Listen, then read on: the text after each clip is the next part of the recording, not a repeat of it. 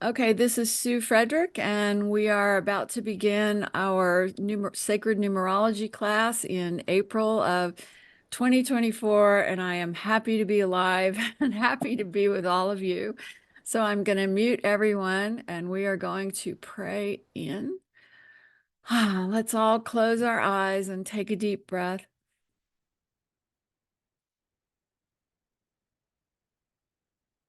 And as we breathe into this incredible energy of unconditional love, of gratitude, of awareness that we are all souls on a brief journey in the earth realm, we call on our guides, on God consciousness, and on the sacred energy of numbers to lift us up above our smaller selves, our ego stories, our limited understanding of our lives and of this world, so that especially today in this group, we will be able to really access the wisdom that our souls are trying to share with us constantly to help us navigate the dense realm that we call Earth. And as we lift our hearts and quiet our minds, we access that higher wisdom, which is the healing balm that allows us to move through this earth no matter what challenges we face.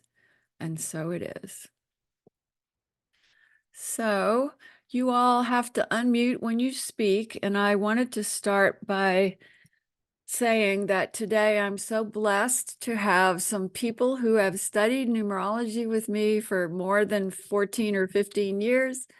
And I'm going to call them out: Anne, Lisa, and we have Suzanne, and Wendy's coming. And all of you started studying the numbers with me, gosh, way back in 2009, I think, if not before. So I'm just thrilled to have you here with me, my beloveds. And today I will be asking you to share your insights because you've been working with the numbers a long time now. And I know you all keep practicing them and studying them. So it'll be good for the other attendees to really hear how they've helped you. And one of the things that I wanted to share quickly is my recent experience with my health, because numbers were such a loving guide. I really think of numbers as the voice of God consciousness when we allow them to be that for us. And I'll give you some examples. In case you don't know the story, you don't need to know it, but on not even a month ago, March 20th, I was feeling pretty weak and I thought it was my heart. Everybody was all concerned about my heart because I have an aneurysm and a bicuspid valve. And so it was like this little decoy over here, and the cardiovascular guys were looking at it going, but we don't know why you're having all these symptoms. It's not ready yet to have surgery, and I was like, I don't know either. And I was still teaching classes, and the great fun part is I went to Sedona the week before this all happened, and I led a meditation hike up a big hill and did a guided meditation and numerology readings, and then went and taught a long in-person numerology workshop there, and then gave my best keynote of my whole life in Sedona that weekend, and then got in the car and came home and felt like I was going to die. And I'm a 22-4 master soul. And any of you 4 people here or 22-4 people here, one of our problems is that when we signed up for this life plan, we said, I want an enormous amount of strength to get me through this life. What I should have said was, I want just the right amount of strength that I know when to surrender. Now, that has been my new mantra, that I now have just the right amount of strength that I know when to surrender to the highest lessons. And this experience I've been through has been one of my teachers of that. And also what happened was I was quickly diagnosed. And on March 22nd, again, I'm a 22, I was diagnosed with colon cancer, and big shock to me. And many of you know my first husband died of colon cancer. And so I was not only in shock, I was mad as we get. And Suzanne talked me through all of this. Thank you, Suzanne, because one of the things we came to analyzing this from the soul was that I'd carried that trauma image, trauma memory of Paul's terrible suffering. And I know some of you have done this as well with your loved ones. I know Lisa has had similar traumas, and others of you have. That trauma of what Paul went through, it had still kind of followed me and haunted me. And oh, good, Wendy's here too. And so even Wendy was telling me this, and Suzanne was telling me this, and Linda Bachman, who trained me in soul regression, was telling me this. And we were all saying, this is my way of finally releasing it, because my experience is going to be different, even though I didn't know that for sure. I mean, I was suddenly facing surgery just like he did. And so I was really in my inner work then, because right before surgery, I was like, I don't know if I'm going to live through this surgery. They're going to take a big chunk of my colon out, and I just don't know what this is about. So then I started talking to my guides, and my guides were saying, and they even said this to me through Linda Bachman, who I adore, by the way, if you guys want to ever take training from her. Her name is Dr. Linda Bachman, and she runs the Raven Heart Center in Boulder, and she's been doing and training soul regression therapists for decades, and I was blessed to learn it from her years ago. So anyway, she said, what we're getting for you from your guides is that you've fulfilled your soul mission for this lifetime. And I had sort of been feeling that, and any of you who were close to me would know I had been saying things like, I'm just not sure what's next for me, because I did feel that in many ways I had fulfilled some kind of a contract. And to hear Linda say that was pretty profound. And then she said, and the guides are saying that if you want to stay, if you want to re-up, so to speak, you have to come up with a new plan. And I know some of you, like, yeah, I'm going to point at you, Suzanne, you've gone through a similar thing. I even helped you walk through that a couple years ago, where you went in and had an addendum for your guides. So that's what I had to do. And this was all before surgery. It was like after the diagnosis, there was a week before the surgery. So in that time, went to the guides and said, I do want to stay. I have reasons that I want to stay. Children are still kind of needy, even though they're turning 30. Those kids these days really need a lot of help to get launched. And I knew that my daughter wasn't ready to let me go, just getting her acupuncture career going. And Kai is really happy right now and in love. And I just didn't want to give them trauma at the moment. And Gene as well. Gene and I are so interconnected that I knew he wasn't ready for it either. So I just said, okay, so what's involved if I re-up here?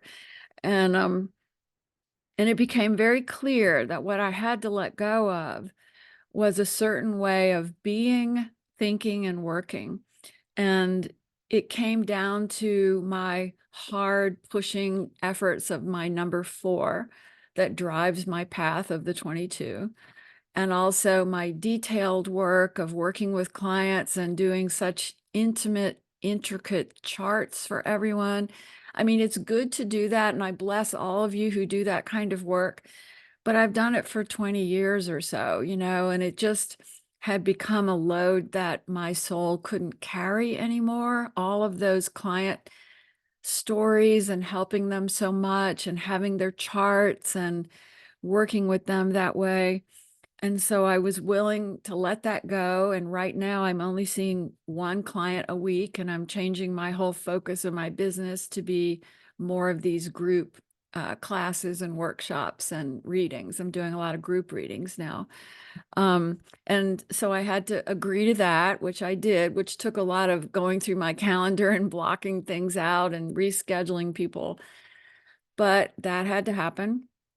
The other piece was thinking differently about working. So we're selling our house here, even though we only got here in 2019 or 2018. We're selling our house and we're going to downsize again.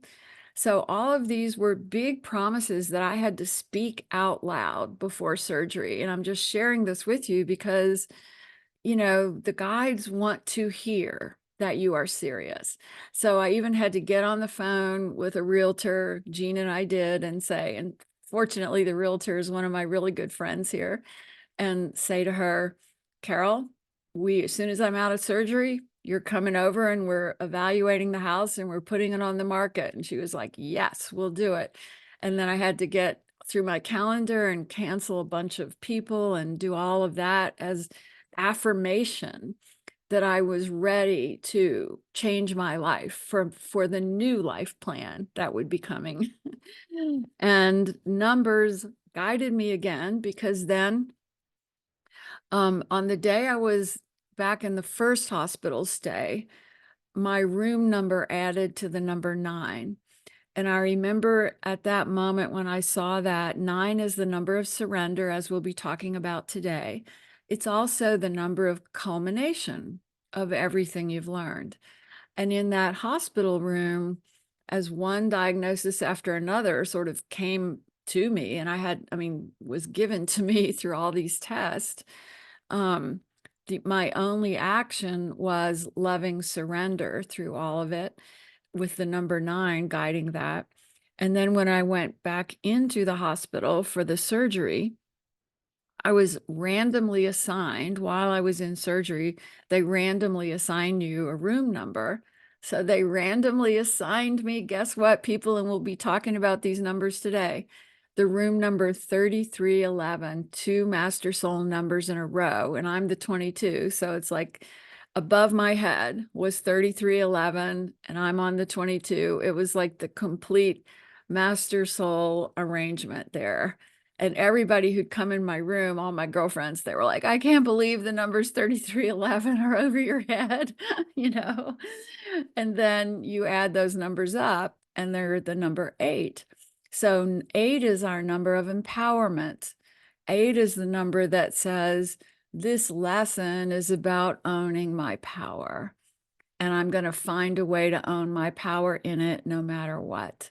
So all through the hospital stay, you know, there were different little crises that always happen, and finding a way to have my voice heard in that kind of situation. And I know many of you know what I mean, especially even Suzanne. You know, that was part of my lesson. And then I was released on what digited to an 8-day as well, owning my power. And by the way, they didn't even want me to leave because my electrolytes were so messed up still. And I was like, no, let me just get home and I can get all this back in gear. And so I got out of there and began the journey of healing. But I'm here to tell all of you that there's always a plan. There's always a higher purpose. There's always something else going on than what we can see, touch, and feel. And I'm wondering if any of you would like to share anything, whether it's Suzanne or Lisa or Wendy, some of my brilliant friends, Anne, who've all studied and worked with me for so many years. Just unmute yourself and speak up. Well, I guess I will. Yay, So, Suzanne. yeah, so you helped me so much. And I was on a podcast with you in August of 2022, I believe, telling some of my story. But I have been fighting for my life for 3 years, and you helped me so much. And in a past life regression, I had almost exact same experience as you, and you led me into that, where I had to totally change my life because I was done with what I'd come here to do. So I could leave. It wasn't like any horrible, harsh judgment or anything. It was all very sweet. It's like if you want to, you can leave now and exit. And you've come here, you've done what you came here to accomplish, or you can stay, but you would need to change your life. And And I'm you a did. Yes, I'm working on it, Well, Sue. you sold your business, right? Yes, sold my business, writing my book, changing. I was doing dermatology like crazy, and it was keeping me from doing my better work, which is spiritual healing. So I'm still getting chemotherapy, and I have several months left of that and all that, but I'm getting there. But after almost dying 3 times and totally changing my life, just like you, and seeing beyond the veil and seeing how beautiful it is, but choosing to stay here in this life to do more work. And Right. so totally get your path. And I'm here because I just adore and love you, and I'm so happy for that you chose to stay with us, because in the whole world, we just need you. You're Well, an we all angel. need each other. And that was the other thing that was so clear to me, Suzanne, is that it would have been fine for my soul to exit. Like it would have been easier to exit, right?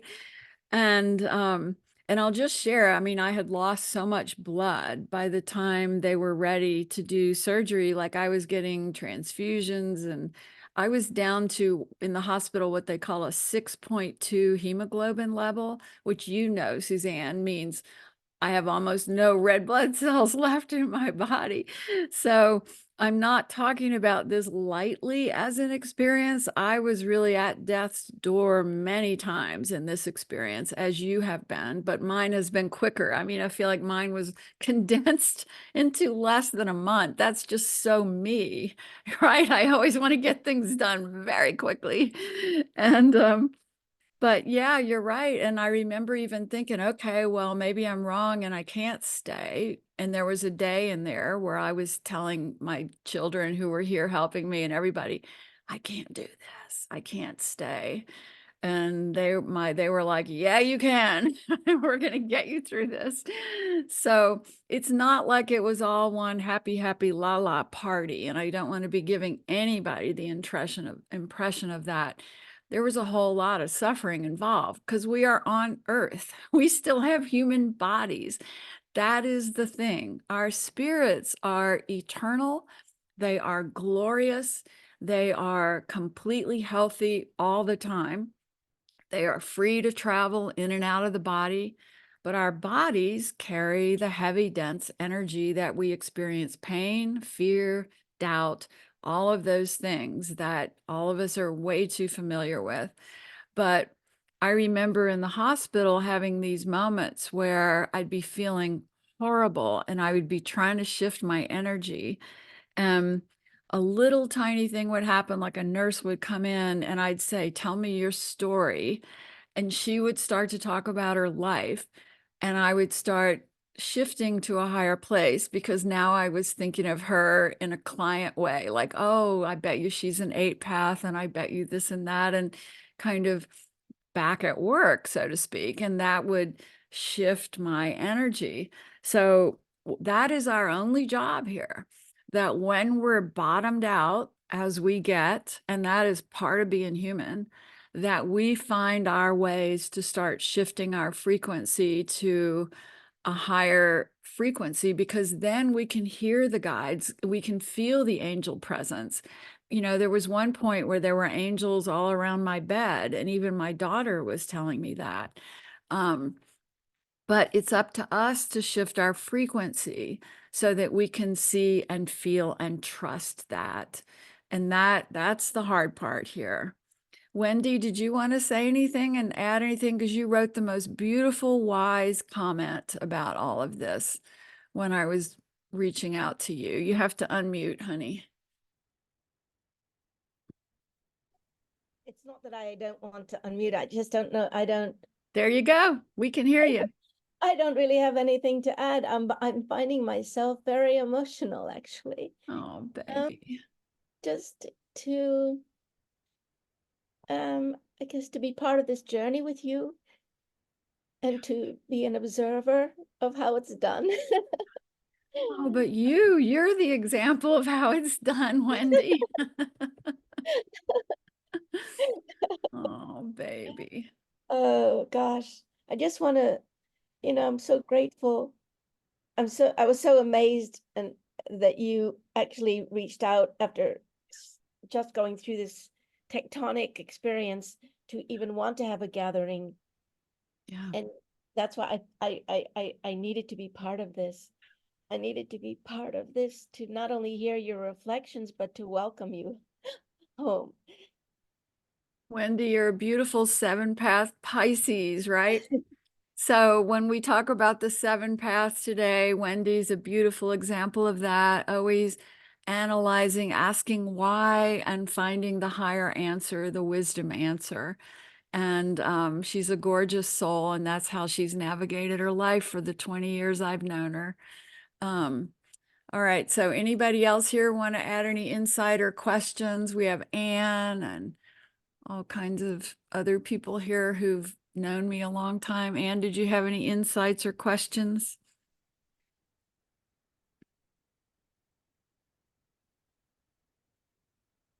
I think she might not be able to unmute.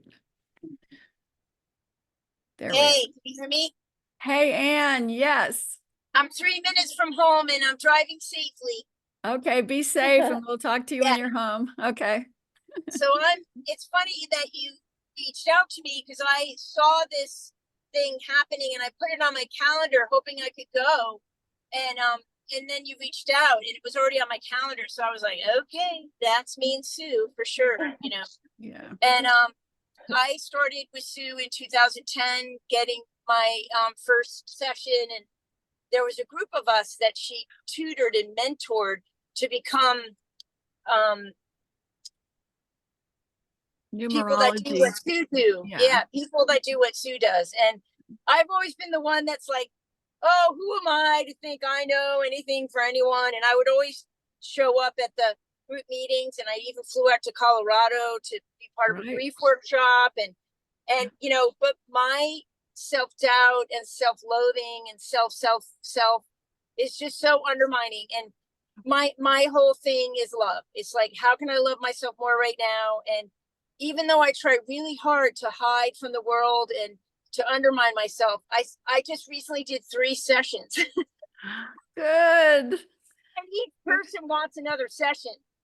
And so I'm like, okay, God, I try to avoid doing this, but here it is. And I have a company called Life Supports You.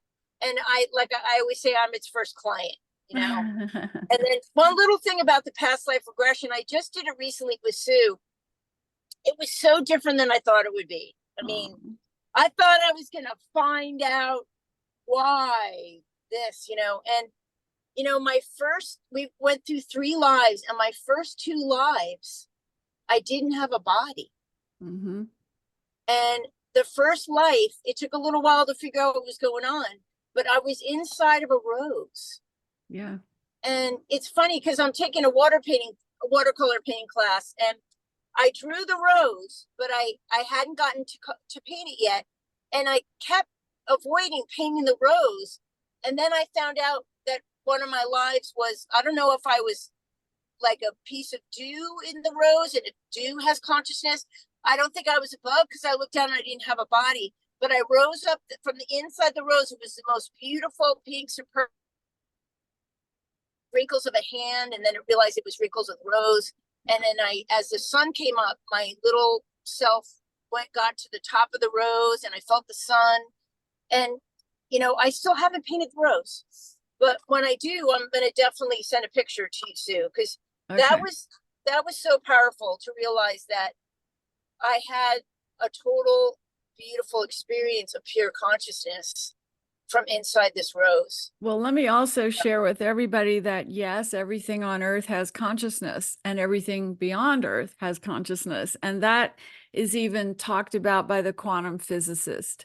And it's even the Nobel Prize was won this year by a quantum physicist talking about bilocation, which is the process of an atom existing in 2 places at the same time, the same atom, which to them and their studies means that consciousness is everywhere all the time and not linear the way we try to make it seem here on Earth. And this does have to do with our lives here, because we do believe we're just in this little one life track here. And it's such a small view. But the bigger picture of our soul is that we may be walking several different lives at once. That's very hard for our minds to grasp. And we may be in different kinds of life forms and consciousness experiences, but they are all feeding us today to help us live this best life that we're in the middle of. So it is a beautiful divine universe here. And If you could mute me, please. Thank you. Yes, I'll do it. It is a beautiful universe that we live in, and I've talked about it in my books and Your Divine Lens. But it is really a beautiful universe that we are part of, and it is always functioning for our highest evolution, because our highest evolution helps everything and everyone. We are in a process of collective growth. Our souls, we are each of us connected. We are not alone. And every number, every sign we get is part of this collective energy trying to serve us, to help us, to encourage us to grow, and trust that whatever moment we're in, even a moment of devastating pain, is somehow serving our higher growth in the long run. And I work with so many grieving clients because I've often said that grief is the greatest heartbreak opener, makes us pay attention the quickest, makes us go, wait a minute, who am I really? Does life continue beyond the physical? And that is the gift of grief, is to be completely 100% sure that our loved ones have a consciousness that carries on way beyond the body.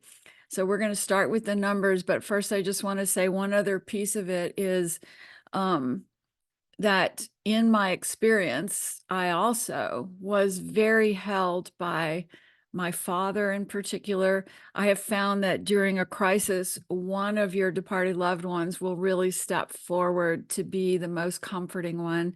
And I think Paul knew I was kind of mad at him because he had always promised me in spirit that I would never get colon cancer. But I have to tell you, he fulfilled that, because they took it out and there was no sign of spread. But as I was going through it, I was like, Paul, you always told me I would never get this. And so he just kind of stepped back like, okay, well, give it a minute, you know? And meanwhile, my father stepped forward. And my father was always so comforting to me when he was in body, and he's still so comforting in spirit. And he would be the one who would say, just relax, take a breath. And he would kind of talk me through the hard moments. But again, it's up to us to trust those loving presences when they show up. And another caveat, and then we'll get to work here with numbers, is all of this is working for our highest good, which means if anything ever scares you, either we're looking at it the wrong way or we've misinterpreted it, because it is a divine, loving universe trying to help us. And I will also say that includes other terrestrials, other beings from other galaxies, because we can't be so limited in our thinking to think that humans and Earth is the only populated place in all of these galaxies in the universe. And so as we embrace, finally opening our minds to the realization that we're not alone, then we have the question of, well, are these more advanced beings, or where do I fit in this? And here's what I want to say. This is still run by a loving God consciousness, infiltrating through every life form, including humans. And we may be one of the most least evolved. We don't know where we fit in that continuum. But the minute we recognize that we are part of this God force of love, of higher consciousness, it lights us up. It brings us to our higher awareness. It takes away our fear. So please trust whatever makes you afraid is an illusion created by the mind. And that when we quiet the mind through meditation and we work on trusting that divine goodness of this universe, we realize that even other life forms that may look scary to us are part of consciousness. They are part of our collective evolution. So if the ETs show up tonight, don't be afraid. They are consciousness just like us. And the loving God world runs through all of it. Light is greater than any darkness. I promise you this. And my daughter told me this one thing when I woke up out of surgery, because she was with me when I woke up, and I couldn't remember things I said at first. And she tells me that the first thing I said to her was, I said, Sarah, I saw the light and I saw the dark and I went to the light. And Sarah was like, that's good, Mom. Guess what? You're alive. We're so happy, And I was like, but I lost my awareness of that as I woke up, and I'm still trying to kind of go back and remember what that experience was. But I know we leave our bodies during surgery. We leave our bodies during coma. We leave our bodies during sleep very often.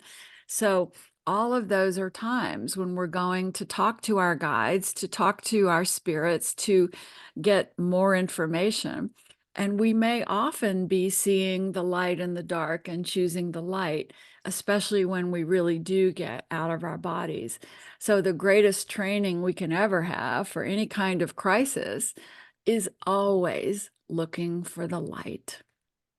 And Earth gives us so many ways to practice that, because Earth gives us so many bad experiences and painful moments and watching people behave terribly, but we have to keep looking for that light. So this brings us to the numbers, because the numbers offer us a way to find the light in the midst of our pain. And I'm just going to share my super duper, which I hope you've all experienced at this point. I hope, let me see, got to move this over. Can you guys see this, or did I mess it up here? I can see it. I can see it. Okay, so you can see my soul path calculator. Is that what you're looking at? Mm-hmm. Okay, Yes. good. So this is the coolest thing on earth. And if you haven't yet done it, please do it now, because we're about to go talk about your soul path. So somebody throw out a birth date and I'll plug it in here for you. Sue, I would just May 3rd, 1960. All right, she wins May 3rd. And what was the year? 66. 1960. 1960. Six. Okay. 1960. 66. Ah, 66. Got it. Okay. And then this is the current year, 2024. So then we hit calculate. So this soul is a Taurus 3. Now you want to pay attention to the stacked method, the single digit, and the linear. And I will call, when I talk to you about your path, I will ask you all three of those, because there's something to be learned in every way that it's added. But in particular, if this final number here is a 2 or a 4 or a 6, then in front of it could be an 11, a 22, or a 33, at least one of these ways. And that will tell you you're on the master soul path. So use this calculator, look at what numbers are in front of it. And then it's very important to look at your age. And the reason is Saturn return. This beautiful soul is in what we call the second Saturn return, the coming awake for the second big time in the life. We hit our first big Saturn return in our late 20s, 27, 28, 29. And then we hit our second one in our late 50s, right as before we're turning 60. And both of those are soul wake-up calls. So you would look at this person's chart and you would say, everything she's been learning, especially what she learned in her first Saturn return in her late 20s, is now coming to culmination. And she's now being called to step up with her greatest soul lesson and her soul mission. And then we look at this personal year, the number 7. She's really being called to embrace her spiritual self, also her intuition. And you get a whole picture of where this soul is at the moment. But here is what we're also going to talk about today. See this little thing at the bottom of the page where it says level 2? No. Click on that sacred little secret button. And these Where are is now it? at the bottom right corner of your page. It says level 2. And then you click on that, and we're going to talk about pinnacle numbers today. So that's going to really inform where you are in your life. We'll get to that. And then you come back down here and you click on level 3. And the fun thing is entering your name, whether it's the name on a birth certificate or the name you currently use, and calculating what lessons are in that for you that you prescribed for your learning journey in this life. So this is why I love numbers. There are so many different aspects of them to help us, all to help us. And right now I'm going to quickly open this workbook number, but I think I have to stop sharing and start again to do that. So hold on. And now I'm going to share the workbook. Make sure I've clicked on it. And you guys should all have this. I sent it to you in email. I also sent you the link to the Amazon version for $8 that you can buy, that all has it all printed out for you, which makes it easier either way. So here we are, and very quickly, the basics, because most of you know this, is that numerology is not some new age thing, even though people like to dismiss it as some kind of new age woo-woo thing. It was created by Pythagoras in 580 BC, who created our entire number system. I always want to stress that when I'm teaching people, because you're going to hear people go, oh, I don't believe in numerology and all of that. Well, Pythagoras did, and he started our entire number system. So I think we need to pay it a little homage. Pythagoras taught that our numbers are not just about quantity, but they each had a spiritual meaning as well. And I have learned by studying his method, I've really taken off and study it more and more just from the downloads I get from Spirit, and also I think from Pythagoras. But his basic teachings are that each number can be used in a positive or a negative way, and they hold incredible information for us. But his primary principle is we've got to digit every number down to a single digit. And as long as you understand that, you can do numerology. So on this page, it shows the number 43 equals 7. You're just adding the digits together. The number 10 equals 1. You're just adding the digits 1 plus 0 and getting 1.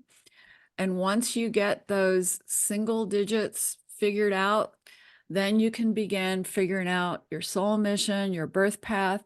And again, for the birth path, and now you've got that website you can go to and calculate it to be sure. But if you were adding it yourself, you would simply do the month, which is 10 October, digit it down to a single digit 1. You would do the date 16, digit it down to a single digit 7, and the year 1980, which digits down to the number 9. And you would add those together and you would see, wow, this person is on an 8 birth path. And use my calculator to help you do it. Here's another worksheet to help you do it if you have any questions about it. And then take note that there are 3 master soul numbers that we work with, and one is the 11, one is the 22, and one is the 33. These are all what I call signs from God consciousness, that we are here for something different, that we have unique sensitivities or unique gifts, and that we're not really here to fit into the ordinary rules. And the more we accept that and not fight against it, more successful our life will be, and the more meaningful it will be. So when you add your birth date together, then you go and look at the 3 ways as explained on my calculator, and you see these 3 numbers. This is how those numbers were arrived at. And you can tell here on this birth date that the 22 shows up in this linear method right before the 4, and that over here in the stacked method, the 22 shows up right before the 4, and in the single digit, the 13 shows up right before the 4. The only reason this matters is that by looking at this now, we can see that this person whose date of birth is May 1st, 1960, is not just on the 4 path. They're actually on the 22 Master Soul 4 path. That's similar to what I'm on. I'm on the Virgo 22 4 path. So then we go and talk about the meanings of the numbers. And this is where I want you all to interrupt and ask questions, because for some of you, this is new. And for others of you, you're already masters of it. So like, I know that Lisa is on the 1 path, so she knows all about that. And Mhm.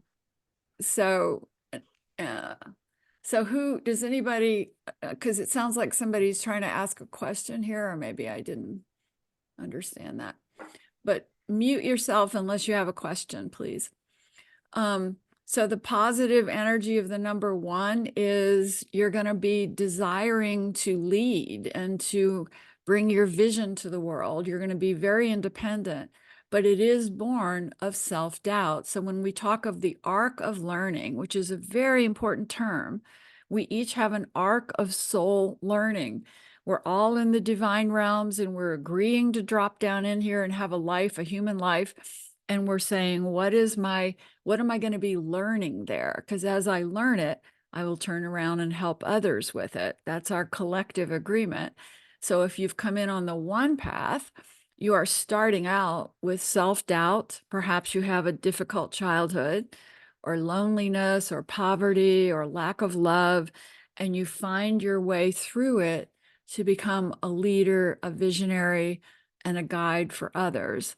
That is the arc of learning of the 1 path. And with the 2, you come in with a lot of sensitivity and the need to be connected deeply to people and a lot of intuition. But the arc of learning has to take you on the journey of realizing that that sensitivity means you're here to help people and not just become paranoid, which is, you can choose to go to the dark side of it. And because you hear everybody's thoughts, you can get paranoid, or you can seek the light, the love, and the higher frequencies. If you're on the 3, it means that you've come in very creative. You see the world differently than others. You want to share that creative, different view, but the world says, get a job. And sometimes you have a hard time making that work. That's part of our cultural challenge, is that anybody who is not just willing to be ordinary, who's willing to step into their soul mission instead, has to often create their own work here. And hopefully that's changing in the next few years as consciousness evolves. But creative people often have a very hard time making that happen.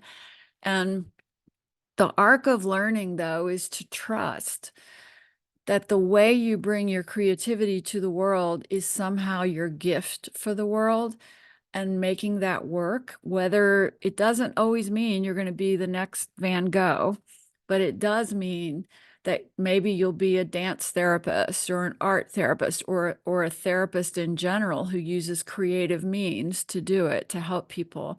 But using that creative key that you have, that blessing, will be your guide. Also on the 3 path, you have to work to open your heart. And that's easy to be in your head when you're creative like that on the 3, but you have to work to open your heart. And then on the 4, which I know too well, you come in with so much strength and so much determination that it's not always a good thing. You can just really kind of get lost in your willfulness, I would say. I'm going to make it happen this way. And our wills and our egos are meaningless, really, because we have a soul plan here. And the more we can get out of our ego point of view, like, I have to do it this way, and surrender to the way it wants to happen, then we get into the flow. We get into the grace of what we're here to learn. And every 4 path I know, whether they're 22 or not, works way too hard in their life and can get very lost in the drudgery of hard work. And yet the shift comes when we say, but I'm beginning to see a different way now to work that is not so much about pushing and determination, but more about grace. And then we move to the 5, and the 5 is beautiful and passionate and sensual and charismatic. Everything comes to the 5 path. And their lesson is, how do I only choose what serves my highest self and not just indulge myself in whatever comes to me? And the thing is, those lessons come very hard and fast. So even kids in their 20s, I love working with people in their 20s. I have a lot of 5 path clients in their 20s, and they got maybe a little too heavily into the fun and the partying and the drugs that are so easily accessible, and they've hit their first Saturn return, and they're going, wait a minute. I got to get sober, and I've got to figure out the purpose and meaning of my life. I'm so happy when 20-year-olds are figuring that out on the 5 path, especially because I've known 5 path souls who don't figure that out till they hit their second Saturn return, in their 50s. And by then it's a long and damaged time of being in the physical body. So the sooner we wake up to the higher purpose of our path, the better it is all around. And nowadays, kids have such sped up consciousness that they are waking up much earlier because the world is in such a higher frequency right now. So then the 6 path soul cares so much about the world, cares so much about humanity. They often maybe want to go into politics, or they want to be a teacher for the world, for the school, for the classroom, and also a doctor, somebody wanting to heal the world. Those are great impetus. But the 6 can also lose themselves in other people's needs and kind of lose their own center. So one of the things, the arc of learning for a 6 path is, I can care about all of you, I can feel your pain, but then I have to pull back to my own heart, my own soul, my own center, or I will get pulled way out of myself and way lost, and then usually sick, because the illness will force them to turn back inwards to center on themselves. And then we come to the beautiful 7s like Wendy. Wendy is a beautiful example, intellectual, brilliant, beautiful, very spiritually focused and wise and dignified. And the downside is that for a 7 path soul, they are such a high frequency. They don't really want to be here on Earth, but they're finding themselves here on Earth. And the world can really make them skeptical and cynical and angry. I'm married to a 7 path, and he's definitely had times where the world just literally makes him sick. And I'm always going, quit looking at it. You're looking in the wrong place. You've got to look at the light, the higher purpose here, the higher meaning. And that is the arc of learning for the 7, from being upset about this world being unconscious to stepping into seeing the light, the angelic realm parts of it, the good parts, and focusing on that. And then we go to the 8 path. Boy, 8 paths are so fascinating. They have agreed to come in on a lifetime where they are going to learn the use of power, the right use of power.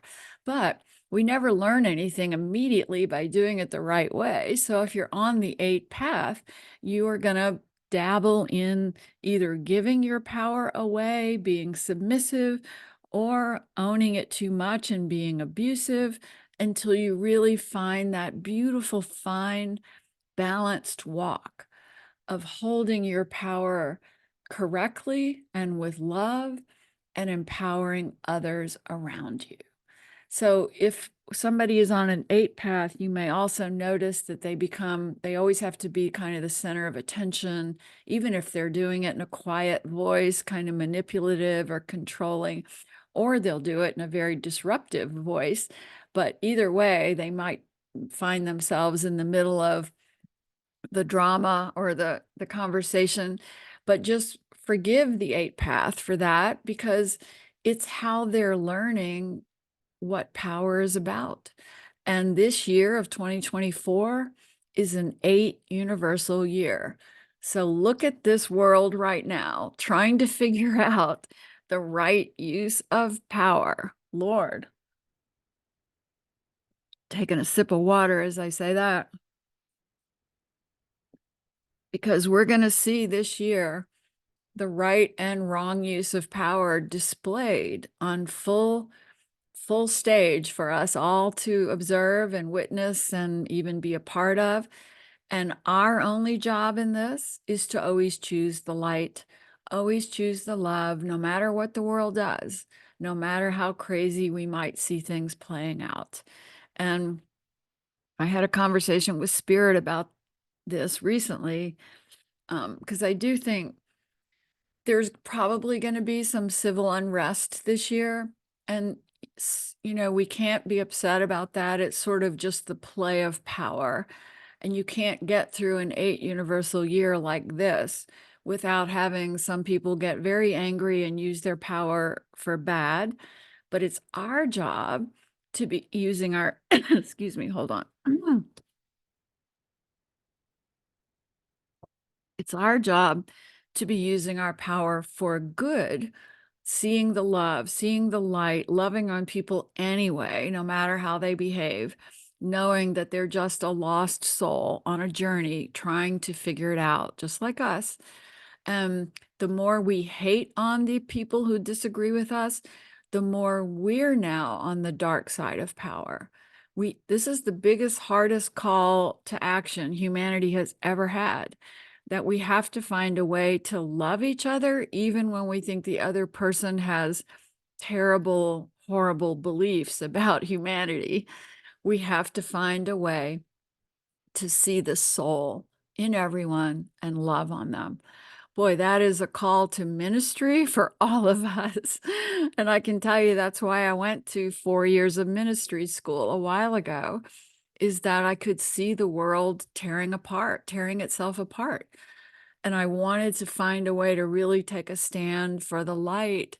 And going to Unity Ministry School really gave me the opportunity to study all religions from a whole new perspective and kind of regain my trust in the goodness of God consciousness running through all of this.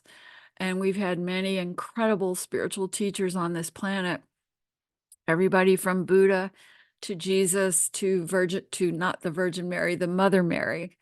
The Virgin Mary isn't a word that the Catholics gave her, but she's the Mother Mary, the Divine Mother. And we even have had spiritual teachers like Martin Luther King teaching us the peaceful use of power to change things. So now we take in all of their lessons, all of their messages, and we stand on the side of the light no matter what unfolds around us in this 8 year of universal power. And then we go to the 9. The 9 I have become friends with over the years. I used to not understand that number because I would hit a 9 year, and we'll talk about your personal year cycles as we move forward. And I'd hit that 9 year and I would think, oh, now I got to let go of everything. It's going to be hard, you know. Now I see it that, well, I might have to let go of some stuff, but those are things that no longer serve me, that I do have to let go of in order to have the new and the better on the other side of it, even if I can't yet see what that is. Now, when people resist letting go, which is very human, and they get bitter and blameful and angry, you know, they say things like, oh, well, this happened because that person did something bad, rather than looking at it from, wow, my soul chose to experience for this event for this particular reason. And I'm going to learn from that, let the rest of it go and move forward.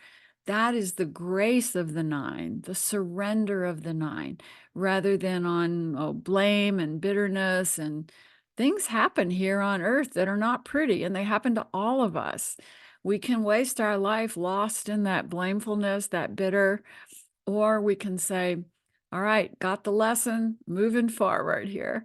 And then we're in the flow of life.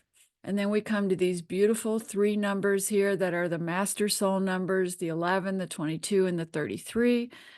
If these are part of your soul path here, It doesn't mean you're better than anybody. It means you might be braver than other people in that you said, yeah, I'm going to take this life on in a big way. I'm going to agree to a master soul path because I know it'll push me so hard to grow. And by that pushing, I will evolve and I'll be able to help others evolve. So if you're on the 11/2, then it means you're very sensitive. Oh my gosh, I'm wrapping my arms around you because it means you feel everything and you're very intuitive. But your lesson is to realize that everything you feel is because you're here to help others heal. When you feel pain, you're here to help heal it. And you're also a pure channel to the highest realms. So you can channel in art, music, anything of beauty. You have access to channel in for the world. Don't let your sensitivity keep you from opening your heart and living the true path you came to live. Then we go to the 22. The 22 has different ideas for the world from the time they're quite young. And these ideas don't come from parents or family. You know, my family never knew what to do with me because I was born into a very Southern Catholic, traditional, conservative family. And I was the oldest. And suddenly, at a very young age, I was talking about, loving people of color and all this kind of thing. And it really scared my family and they didn't know how to handle it. But now, as I get to look back from old age, that's the really good thing about being older. I can see that I was helping them. I was teaching them. I was shattering some beliefs that they had never questioned. And if you're a 22, you're here to shatter the beliefs that the world has never questioned that need to be shattered. And you will need all that strength that comes with the 22/4 path in order to do that. But you've got it. That's what you agreed to bring with you. And then we go to the 33, the beautiful 33 energy. The 33 path the 33/6 is considered the path of Jesus Christ, the path that Jesus walked in this lifetime. And when you look at his real message, not the dogma message that was handed down, it was about love and compassion, loving one another. I give you a new commandment. It is to love one another. And this is more important than all the other commandments. That is the true statement of what his life and purpose was, to teach love. That is so 33. And it also made him very able to move energy, to sense spirit, all the things that have been written about Jesus and maybe a little bit misinterpreted. They're really about him being a healer, a visionary, a master soul, hearing and feeling spirit and listening to God and responding, and beautiful journey of the 33. Now, if 33 is your path or your departed loved one's path, they may have struggled here on earth and you may struggle because, just as we saw in the life of Jesus, you get pretty beat up from that kind of. This bell here is to remind me we need a 5-minute break. So as soon as I finish this number part, we're going to take a 5-minute get up and move around break. The 33 is a very sensitive journey. Some 33 paths can't even stay here for very long because life is so intense for them. But we see it in a different way when we look at it through the soul. All right, so on that note, any questions? And then we're going to do a really quick break. Any questions from anybody? No? Question. Okay. Yes, Um, Lisa. Crystal and I would like to know how the other number, so I'm an 11/2, how much influence through the lifetime does that other number have on the person throughout the life? Meaning you have the 11 twice, is that correct? No, no, I know what that means. I'm an 11/2. Right. So, so yeah, so the 2 number. The two. Oh, right. Okay. So when you're on the master soul journey, you are vacillating between the higher frequency, the 11 and the 2, just like I vacillate between the 22 and the 4, just like somebody on the 33 will vacillate between the 33 and the 6. That is our arc of learning here, is really shifting up to the higher frequency and then having pain and struggle and kind of going back to the comfort zone of the single digit number, the 2, and for you, Lisa, I know that you've been caring for your mom and all of that. And so often you get down to the 2 of the order of taking care of things, and you've got to do that. But I also know that you shift right back up to that 11 the minute you're ready, the minute you have a moment to yourself, the minute you can meditate or pray, you shift back up, because that's a happier place to be. It's just when we're so used to those different frequencies, we go down to the lower frequency, but then we learn to shift up more quickly and easily. So, any other questions before we do our 5-minute break? Thank you.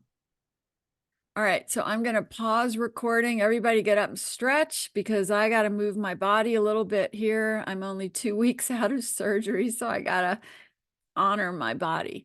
So we're going to pause recording. Okay, so now we're going to talk about sun signs, because in the way I do numerology, I include sun signs. And when you go to my calculator, you will also see that I talk about sun signs.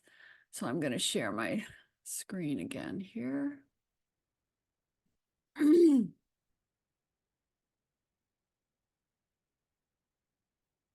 see.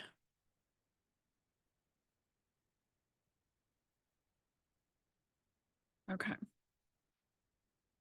Let me hit share.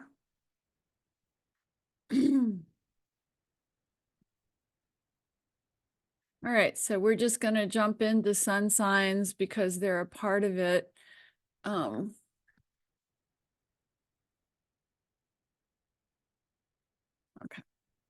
So in my way of doing astrology and using sun signs, I use specific dates. I don't use cusp. So these dates are in my workbook. They're in my PDF book. They're in all my books, and I rely on them very much. And you can go through and see these. And that's also the birth date cutoff that I use for my calculator that you use.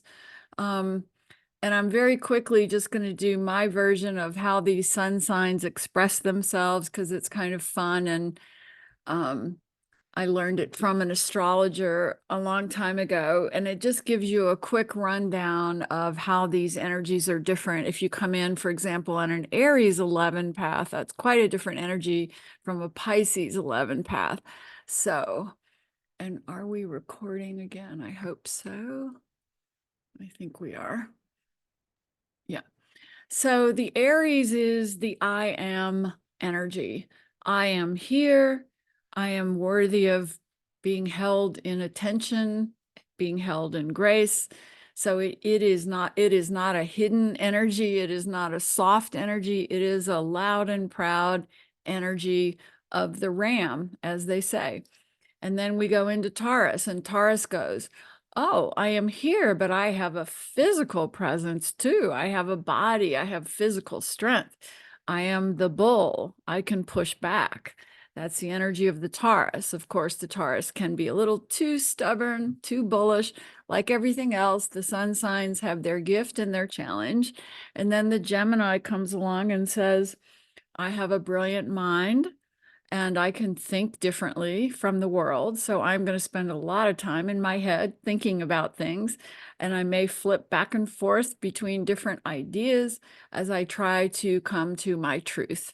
So Geminis always need to meditate to quiet the mind. And then we go to Cancer. Cancer is like, and I have feelings. I have sensitivity. So I better cover them up with a shell, because if people know how sensitive I am, they'll judge me.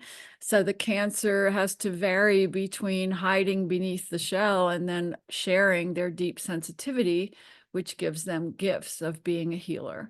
And then we have the Leo that says, and I am proud, and I express myself, and I am powerful.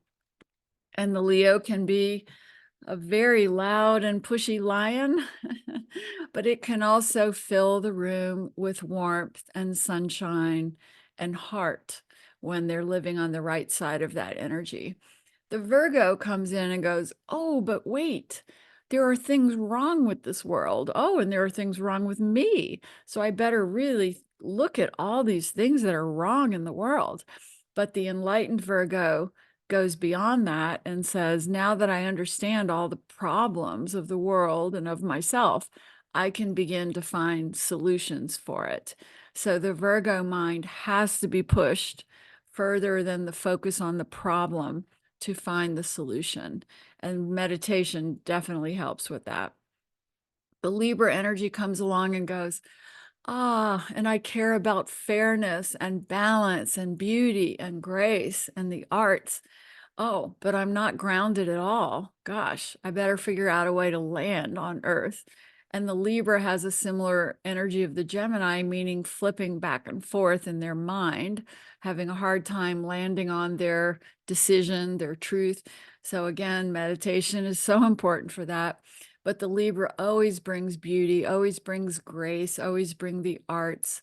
And God help them get grounded and make a decision. And then we come to the Scorpio. The Scorpio is so powerful. The Scorpio is hidden in their power. You look at them and you see beauty and depth and wisdom. But underneath all of that, they also are the scorpion, the small but deadly. If they sting you, you don't forget it. But they learn how to use the stinger to illuminate the truth in themselves and in people. And they are not afraid of pain, and they are not afraid of the depth of human suffering, because they are learning from all of it, and it is giving them wisdom and strength. Then we come to the Sagittarius, and the Sag says, I am the life of the party. Everyone loves me. I am so fun, and I can small talk forever and never say a single meaningful thing, and you will love me anyway. So the Sagittarius is like a breath of fresh air. They're just going to be fun and easy. But then you dig deeper into them, and they always have, their birth path there. They're trying to accomplish something as well. And they have to work hard not to just be the life of the party or the big social personality, because it will keep them from being and doing what they came to do. Then the Capricorn comes along and goes, I'm putting it all together. I am strong. I can accomplish anything I put my mind to, and people like me, and I know how to get along with people. And the Capricorn is the goat, they just work and get it done. And the problem is they are good at everything, and they can get everything done, but that means they can lose their own way. They can forget what their unique self is here to do and be. If you're good at everything, it's hard to remember or choose what it is you came here to do. And then we come to the Aquarius. The Aquarius is the born teacher of higher ideas, always here to bring us what we are thirsting for, the higher wisdom and the higher knowledge that lifts us up above our drudgery as humans. And then we come to the Pisces. The Pisces puts it all together. The Pisces says, I feel it, I sense it, I see it, I cry it out, but I will never hurt people with it. I will simply use it for my own evolution and my gentle ability to nudge other people to awaken. But the Pisces is always gentle, always sensitive, always deeply aware of all the emotions and all the spiritual wisdom behind every moment. And that can make it hard to be on Earth, but they find a way. So anyway, those are all the dates, and that's all. Now the fun part is soul agreements. So look at your screen here. You take your birth path, and let's just say, for example, we know that Wendy's is the 7. And imagine if she had a partner who had a birth path of the number 3, then she would add those two together and get the number 10. And of course, when you come up with a double number, you add it together, 1 plus 0. You reduce it to a single digit. So her soul agreement or her relationship number with that person is the number 1. And this is a really good thing for all of you to do. Do it now with your partner, your children, your departed loved ones, to really see, oh, what are we learning from each other? Because these soul agreements are so helpful. They you quit banging your head against the wall with people when you begin to understand what your soul agreement with them is, because then it's very clear what you can get from this relationship and what you can give to it. And I always tell my single friends, don't get serious about somebody unless you've done their birth path and you know the soul agreement with them, because you'll find in your life that you've got patterns, that, for example, I know that if I have an 8 soul agreement with someone, we're going to end up power struggling no matter how much I like them. So at least knowing that, I can back down from that behavior, or I can accept it as how we relate to each other. But it's just very helpful, especially in family dynamics. When you look at your family of origin or your current family and you see these soul agreements at play, it is so enlightening. And so if your soul agreement is the number 1, it means you're never going to merge together, feel like you just want to be with that person forever, but you're going to feel that you want to empower them on their path, and they're going to be doing the same for you. It's almost like you're on parallel journeys, and marriages can work with that soul agreement of the number 1. I've seen them work, but they give each other a lot of space, and they let each other go on their separate paths, and they like having the independence there. So that's the soul agreement of the number 1. If it's the number 2, you really do want to connect deeply with that other person. And you may lose yourself in that deep connection. T for 2, 2 for T, that 2 agreement is, you're just going to have a hard time detaching from that if you need to. And the 11, when the 11 is part of that 2, it means you have a deep intuitive connection with that person. So whether you're with them physically or not, that 11 intuitive communication just keeps on flowing, especially if that person's in spirit. I've worked with so many moms who have an 11 soul agreement with their departed child. They are constantly in communication with that spirit. It's a beautiful thing, and it can also have its challenges. So then we go to the 3 soul agreement. These are always fun and creative and social, but they're very much in their head. So if you have a 3 soul agreement with someone, especially if it's your spouse, you have to work hard to bring your heart to the conversation, not just your brilliant ideas. And that can even be true if it's a coworker or a child. It's easy to be fun and creative and playful, but to have those heart-to-heart talks is where you've got what you've got to work for. And then if you have a soul agreement of the number 4, it means that it's durable. It will last through time. It will be eternally strong. However, you have to work at the communication. You have to work at learning what each other needs. If it's a marriage, for example, you will probably go to counseling to learn how to speak the same language and understand how to meet the other person's needs. It won't come easily, but once you've built that foundation, it's a strong, enduring relationship.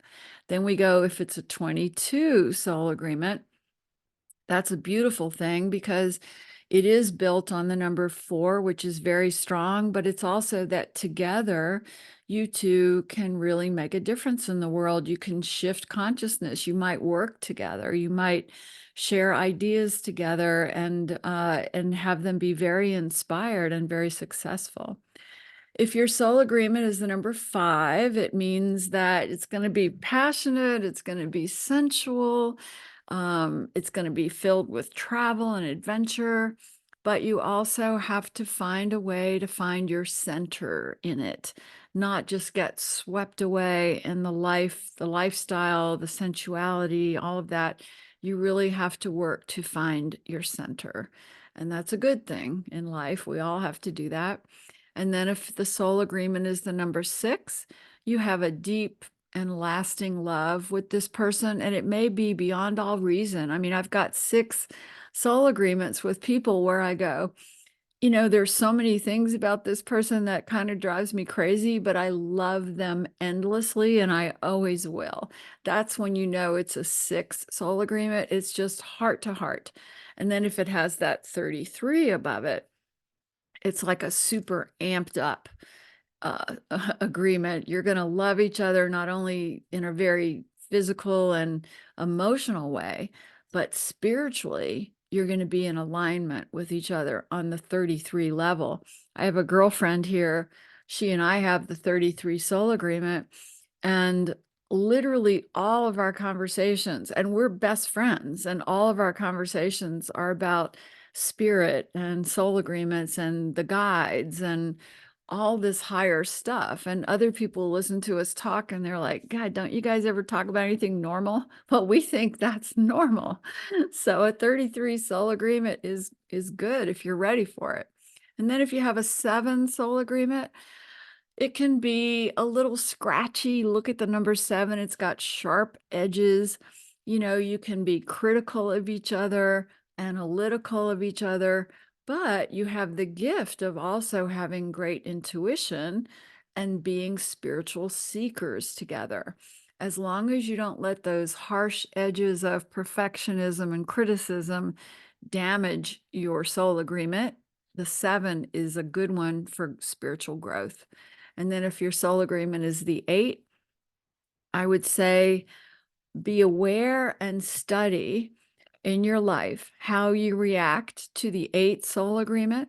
You might be very comfortable with it. You might know how to walk that dance of power with the other person.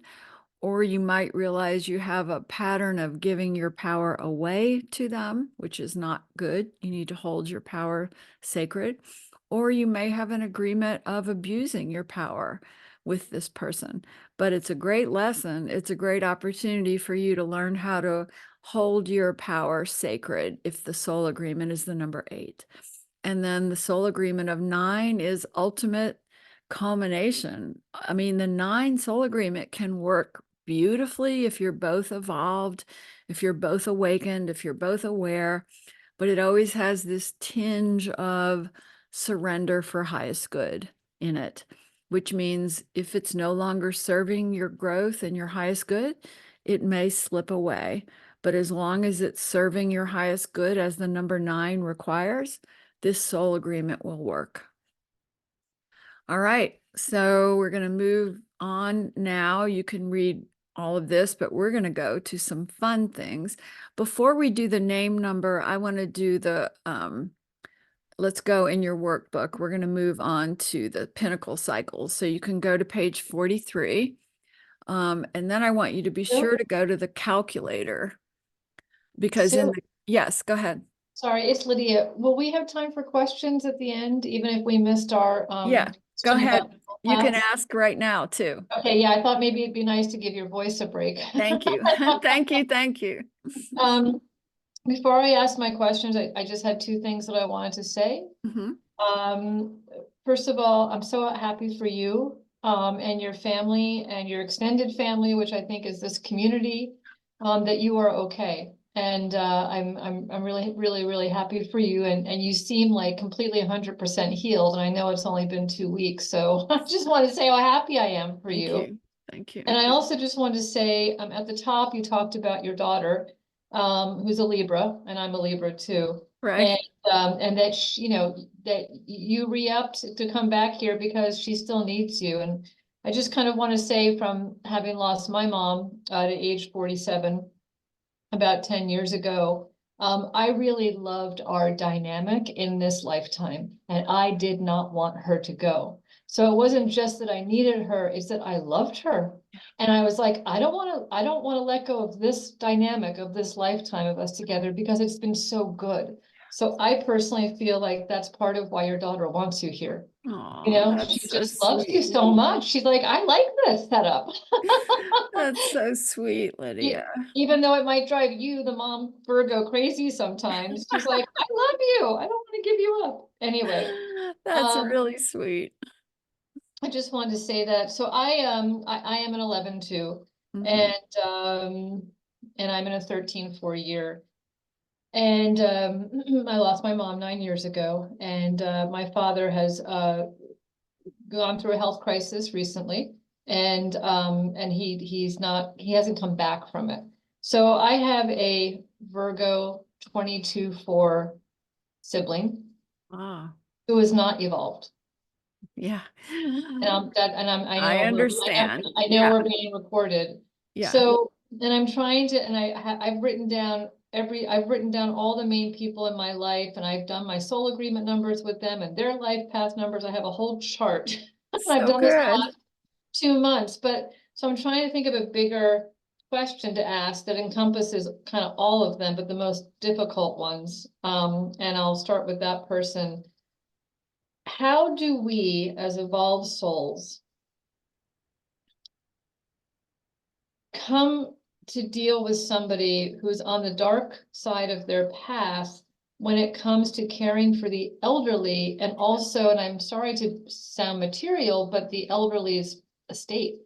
Yeah, Because this person on the darker path doesn't see the greater good, yeah. in terms of how that person, the elderly, is being treated, and also just they just want control of everything. And they want to be able to decide for that person, not only that person, but that person's partner who died several years ago, how things will be handled once they're gone. And it's just, I It's mean, a I very, feel like a part of it you have to fight. You can't just be all love. I mean, that's part yeah. of my question. Well, this is a good question because so many people face this, and it's such a, the family dynamic. I always say that when you are in a family dynamic, especially around death and dying and all of that, you are in your ultimate place of soul learning right there. And you're right, we don't just give our power away in that situation. We have to find a way to recognize that we're somehow the teacher in that situation. And the way we know we're not behaving as the teacher is when we're lost in our own blame, we're lost in our own maybe hatred, even if it's merited. We have to find a way to say, here's a solution. I'm going to hold this solution in grace. And one of the ways we can do this in this physical world is if your family is not listening to you and you feel you have the loved one's highest good in your heart and you really want your solution to be listened to, you can go in your meditation and see that resolution that you think would be best. Hold it, envision it, see your loved one walking through that, look at the estate being resolved that certain way that feels right to you, but only hold it in love, only hold it in light, and then release it. And what you're doing in those moments is you're helping shift the whole situation up to a higher frequency. You're shifting that other person who's not acting in an evolved way up to a higher frequency. And often we have to do this without words because, especially in family dynamics, words just become weapons after a while. You might be able to have a 5-minute conversation with somebody, but after that it becomes kind of weaponized, and that is never helpful. So you've got to start working on it energetically, Lydia, you know, from a higher perspective of love and light and seeing what you think is best for all. And then there's also a lesson in it for you of also surrender.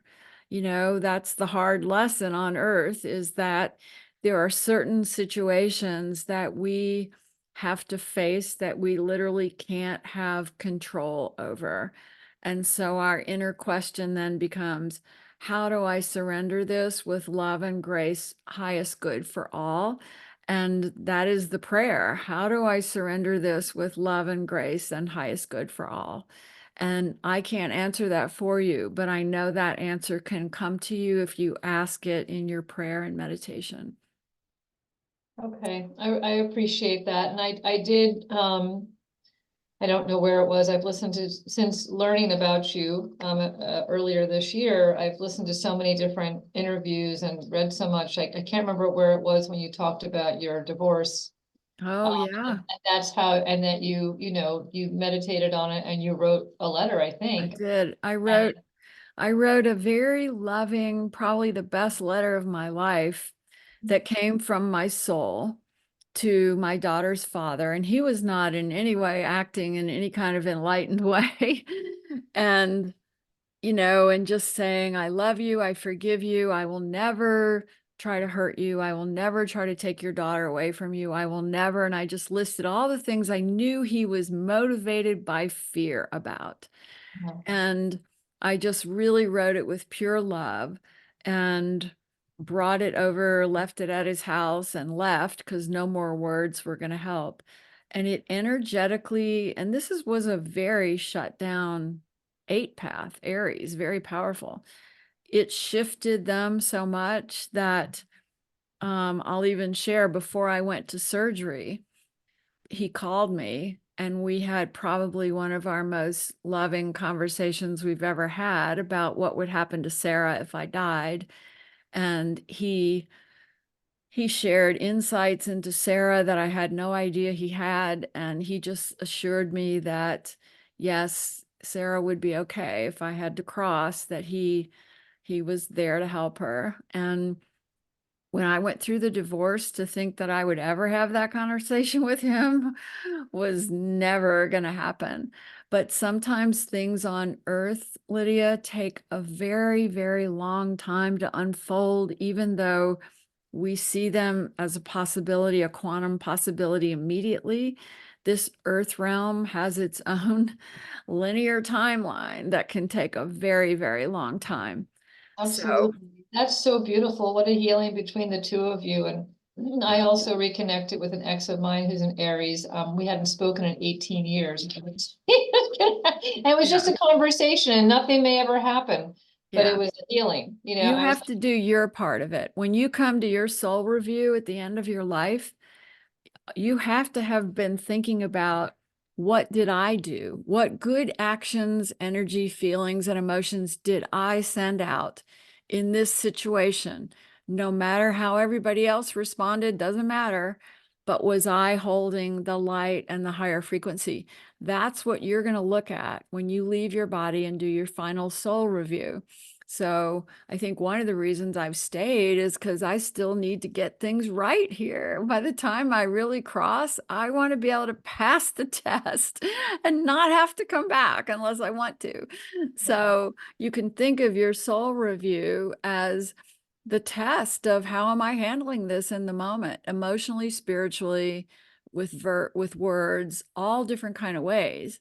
That will be seen and reflected upon by your soul when you're crossing over. So, okay, Susie, you have a question. thank you. Yes, I have a question. So my husband and I have the 8 number. You were in my And group Sunday night, yes, I weren't you? was. Yes. And so my question is, so my husband is an 8, but he's a Virgo and I'm an Aries, and our son transitioned and he was at what, 11, Yeah. 2 path. My question is, I feel like I have some spiritual awareness after my son. That was my gift. He Yes. gave me this beautiful gift and I feel it, I see it. But my husband is he doesn't want to forgive. He's in a lot of pain. How can I help Well, him? here's the hard news. You can't force another person to grow until they choose to grow. But, we may have talked about this Sunday night in the group reading.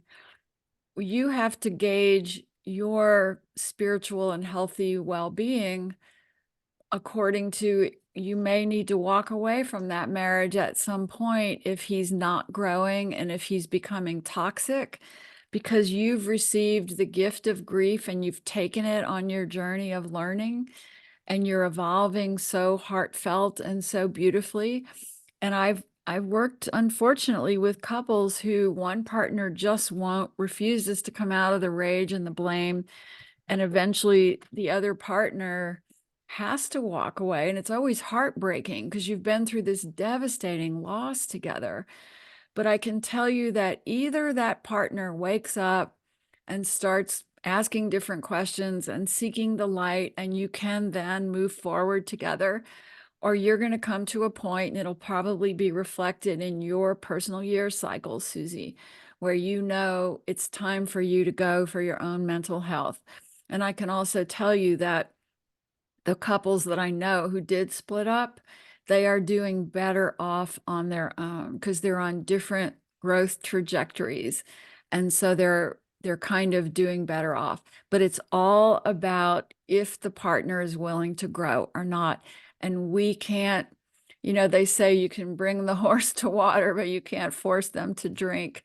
And there is a point where you work energetically with them, Susie, just like we were talking, where you see your husband kind of coming out of that anger, out of that blame. You just send him so much unconditional love. You see him smiling back at you as his best self, filled with forgiveness and understanding, and then release it. And in that way, you're helping his frequency shift. Does that help, Susie? Yes, thank you. All right, Anne, you have your hand up, I think. Yes, I just wanted to speak to what Lydia brought up. Mhm. I won't go into great detail, but like don't quit before the miracle happens. Some major miracles happens in a completely, like I believe all is in divine order, and I keep reminding myself that even though I don't believe it in the moment, because I'm like, Right. it's divine order. And my brother Pete lived a mile away from my dad and wouldn't go visit him. And all of us were in different cities. And I almost moved from Georgia into Maine so that somebody would go visit dad. I had to let it go. I had to turn it over. And out of the blue, my niece, Maddie, moved to Portland, Maine for a job near where they are. And she got friends, with her Uncle Pete, and they started going to visit dad. And my brother went to see my dad, and it turned out he died that night. My brother Pete Wow. forgave him and let go of all his anger. And he's like a different person now. Like he and I get along really well. But I had to stay out of the way. Yeah. And that's what I've learned is I always want to go in there and Me like too. out. And it's like, no. And that was just one miracle out of like 10 that happened around that time. So, we can't do everything. We have to stay in our lane. That's what I so good. That is so good, Anne. And just surrender it to highest good. And that's the Yes. hardest thing ever. Yes. But you're absolutely right. The miracle can't happen while we're grasping hold of it, wanting it to go our way. Right. And there's always a bigger solution that we can't even see. And when we back up and surrender, that solution can appear. Absolutely. Thank you. Thank you, Anne. Beautiful. Thank you, ladies. And then Allison, I think you have a hand up. Yes, hi. Hi. I'm so grateful to be here with everybody today. I'm a newbie, but I had a question. My daughter transitioned 2 years ago, and her numbers are all 11 too. And then I have Wait, an she's a 11 triple too. 11, Allison? She's a triple. Yeah, she's a triple 11.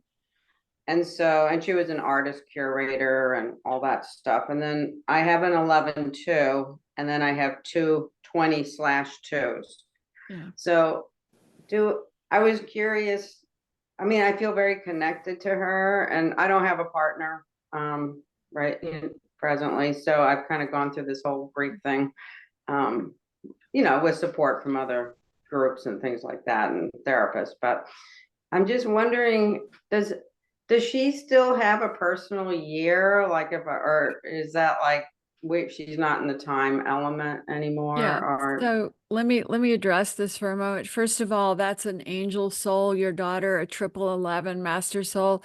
She actually stayed longer than her original soul contract. She re-upped at one point to be with you a little bit more. But I want you to know that her life was fulfilled. She fulfilled that 1111 soul mission. And when you think of her, do not think of tragedy or whatever ways you think, she wasn't able to fulfill it.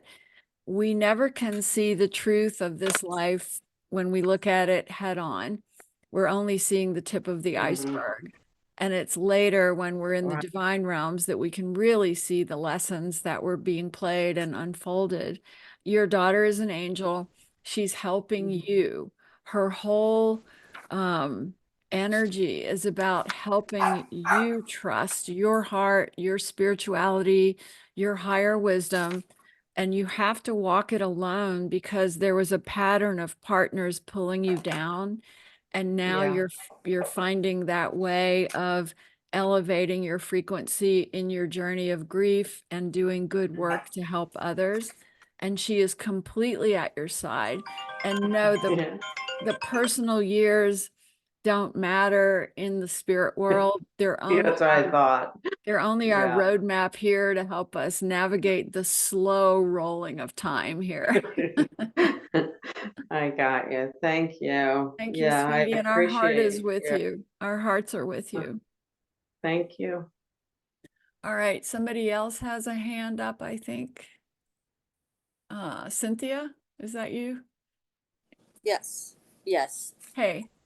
So hey, your insight about seeing the situation in the best light was some great information for today. I had a negative situation I need to deal with, and that's how I'm going to deal with it. But I want to have a question about sun signs. Mm-hmm. I see myself a little bit in all of them. Is that unusual? No, I mean, when you get your whole astrology chart done, you get the bigger picture of it. And you probably have all those signs in different houses and different arrangements in your chart. I would urge you to go to a really good astrologer and have your whole chart done, because that way you can see how, yes, you have little elements of different parts in you, but there's always an arc of learning that you even see in astrology, just like you see it in numerology. Like, for example, in my astrology chart, the astrologers said that the nodes, north and south node, I'm moving from the earth-based Virgo point of view to the Pisces, because so much of my planets and everything are in Pisces, that my whole arc of learning here, according to astrology, is from the Virgo to the Pisces. And I'm praying that this new life contract I've signed has that Pisces energy to it and less of the earthbound Virgo. And so when you get your chart done by a really good astrologer, they explain that to you, and it is so helpful. Okay, an astrology class soon, I believe. And I have another question. Yes, go ahead. So I have twin daughters. We don't know if they're identical or fraternal, but I would think they're fraternal. They look a lot alike. They are a 9 and Libra, but they're so different. I And I think know. it I'm may so have glad you already- asked that question, because I love it when people talk about this in class, because everybody will go, hey, does that mean that everybody born on the same day as me is the same as me? And the answer is no. So, for example, in twins in particular, each of them are separate souls, and they have made an agreement to come into a lifetime with very similar genetics and environment and all of that, because they're each choosing to go a different way to experience this, in your case, the Libra 9 path, and then meet again at the end. And they've done each other a favor because they have learned more than one lifetime of knowledge by having a twin taking it to in a different way. These are souls that have loved each other through every lifetime, and they've gotten together and said, let's go do it. And I have always struggled with this lesson of surrender and 9 and all of this. Can we both do it and then meet at the end and share our learnings? And I'll take the dark side maybe, and you take the light side, because we're always learning, even when we walk the dark side of our path. And so many twins I've worked with, one of them is the straight A student, the, perfect person, goes to the grad school, and the other is walking on the out of bounds life.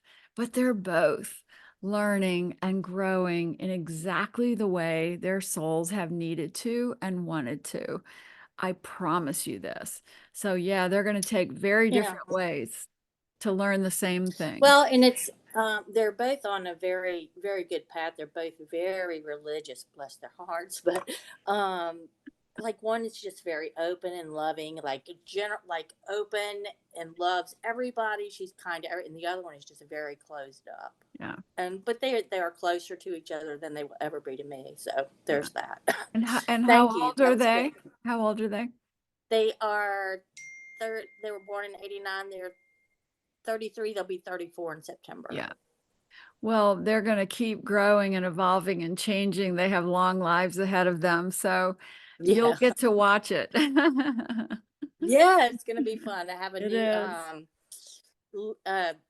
way to look at a new perspective on it now. Thank you. Yeah, thank you.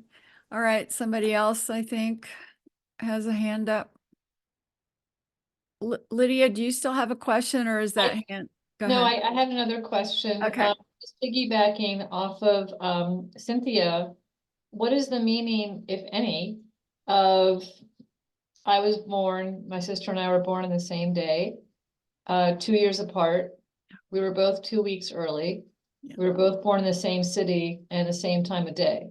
Well, the sign of souls that have been through every lifetime together, who love each other dearly, and who came in with a nod to find each other again in certain journeys, but you're different souls. I mean, that's almost like a nod saying we're going to have these similarities, but we still have different paths that we have to take and different lessons.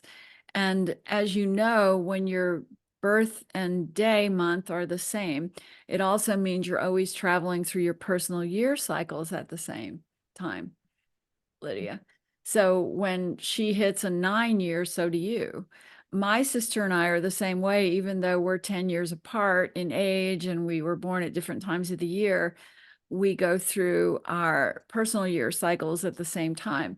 That's always a sign that you love each other, you agreed to this life together, and you're still helping each other through it and learning together, even if you have to walk different journeys in it.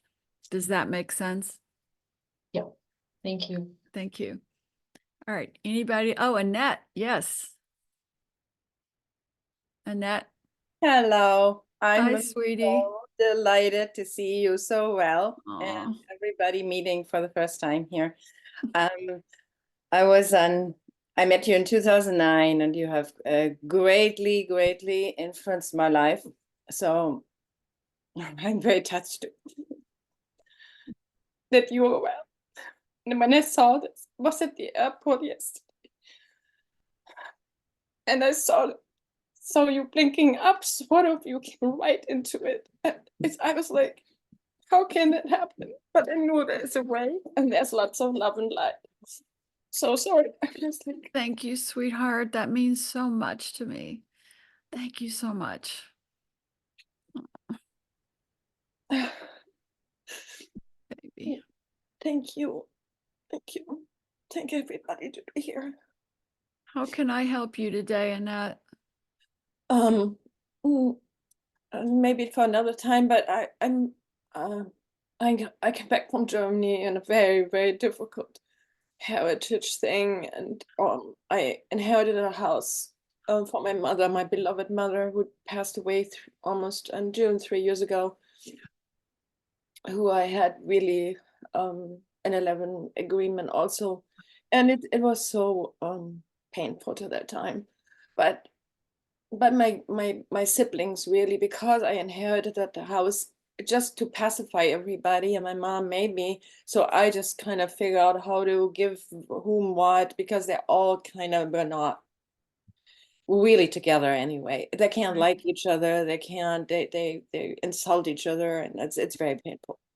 And in it is my sister, who also got story short, she has the right to live there with my nephew for the rest of her life, but I own it and I'm responsible for everything. So my mom Wow. left me Those are quite entangled soul agreements you have They're so there, Annette. tangled, and I went into cell regressions, and it was like, yeah, they have been all my orphans in the last life, and oh my gosh, it was like so entangled, and my sister blames me for a lot of things, and I raised her on top of it. Right. So I raised her started to raise her when I was 8. So my mom kind of passed out to that time and in responsibility, and never really took it until she passed. Yeah. So I was always responsible, but she makes me responsible for everything. So what is your question? My question is, how do I untangle this with her in some ways peaceful way? Well, I'm going to go right back to what the theme of what we've been talking about with these today. Too many words have passed with these soul agreements, and this seems to be our theme today. And so I'd really urge you to do that inner spiritual meditation where you see, even see the house getting somehow resolved, whether it gets sold by agreement or somebody moves out or something. Just see a perfect resolution for highest good where everyone is happy, everyone is looking at you with beautiful unconditional love. You're sending it to them, because that's what's really happening in the higher realms. We're just down here in the mucky muck mud where we're only seeing the negative side of things. So as you go to the higher soul perspective, yes, you're all still loving each other. You're all still seeing each other for highest good. So pump that viewpoint. And by doing it again, you're helping them shift up to a higher frequency. And that's the only place these things get resolved. They will not get resolved in our day-to-day conversations. Yeah. You know, and that's true of my family of origin. You know, I've talked about my brother who's so opposed to me politically and in every way. And I have to share a quick little interesting conversation. When I was about to go through surgery, he called me. I heard from so many people that I never thought I would hear from. And he told me that he had and he used the word NDE. This is my Southern conservative, I don't even know what words to use, brother who's doesn't believe in anything I believe in. And he calls and tells me he had an NDE when he had heart surgery several years ago. And I didn't even think he knew what NDEs were, near-death experience. He said, you know, I had this experience out of my body. It devastated me because at the time I didn't believe in anything. I never thought I'd have this conversation with my brother, Jim. And he was telling me, I left my body, you know, I saw this, I saw that. And then I came back in my body and they were bringing me back to life in the intensive care unit. And he called me then, this was back in 2015, but he couldn't communicate it. He just kept saying, Sue, I saw people leaving, dying. He just couldn't even put it to words. And since then, he's been processing it all these years, almost 10 years, and then called me to tell me about it. And that is not something I ever on my radar thought would happen. And he said, and here's the interesting part, he said, now, Sue, I know, because I've seen, and I had no idea he watches my videos or anything. He said, I've seen what you teach, and you teach all about the love and the light and the angels, but I want you to know that the darkness is real too. And I experienced it out of my body. And I said, Jim, you're absolutely right. There is light and there is dark. Darkness is the absence of light, but it exists. And when we see it, we can choose to bring light to it. And I kind of talked to him about his NDE that way. And we hung up the phone and I told my husband, Gene, I said, I think I'm going to die in surgery because I just had a conversation with my brother that I never thought would happen. And so let people surprise you, give them space, let them go, hold them in love. And they may just come back around and have a conversation with you that kind of knocks your socks off. And again, it's part of that letting go process that Anne was talking about earlier. We have to let it go to allow for the miracle. And that is absolutely true. Thank you so much. Oh, and there's my Suzanne. Yes, Suzanne, how are you feeling, baby? I feel good. Thank you so much. I had chemo 3 days ago, so I know.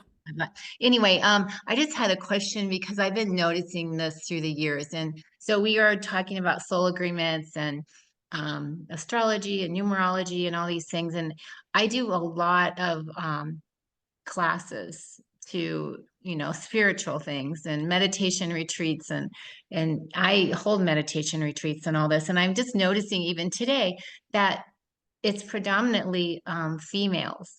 Yeah. Mhm. Wow. Isn't that interesting?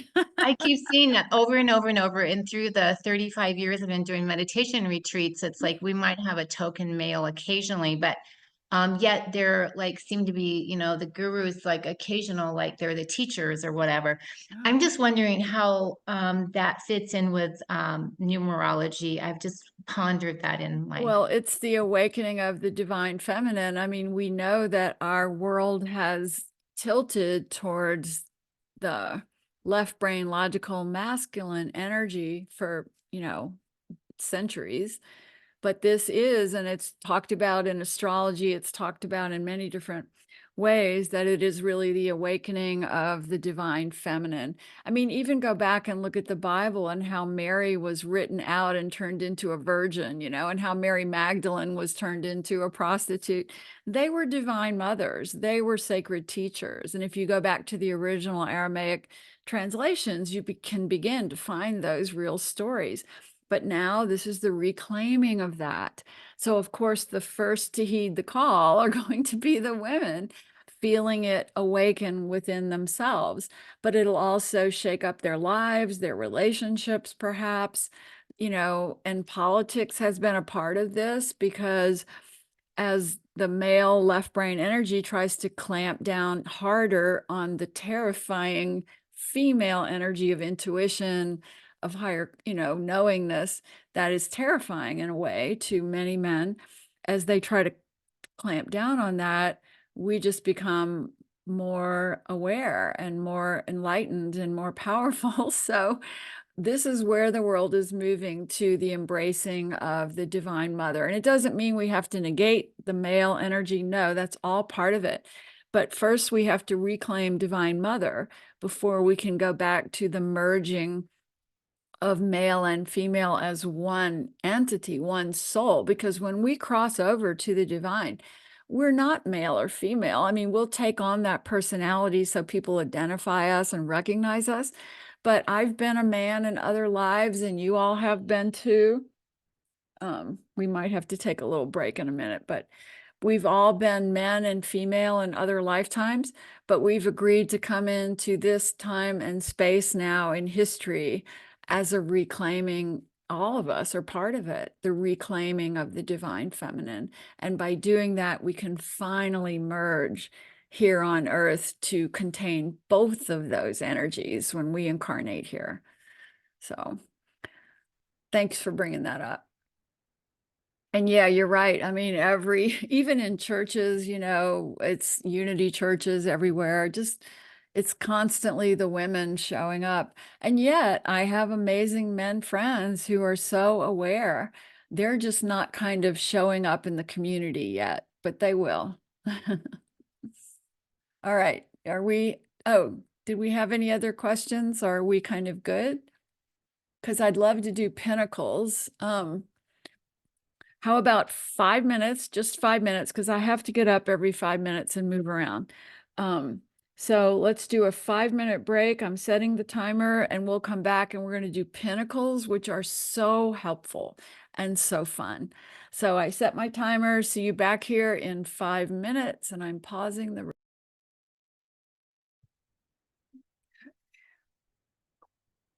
I'm going to find the calculator. There we are. So you always look age 45. That isn't true, but I tell you what, going back to your high school weight does help. Let's see here.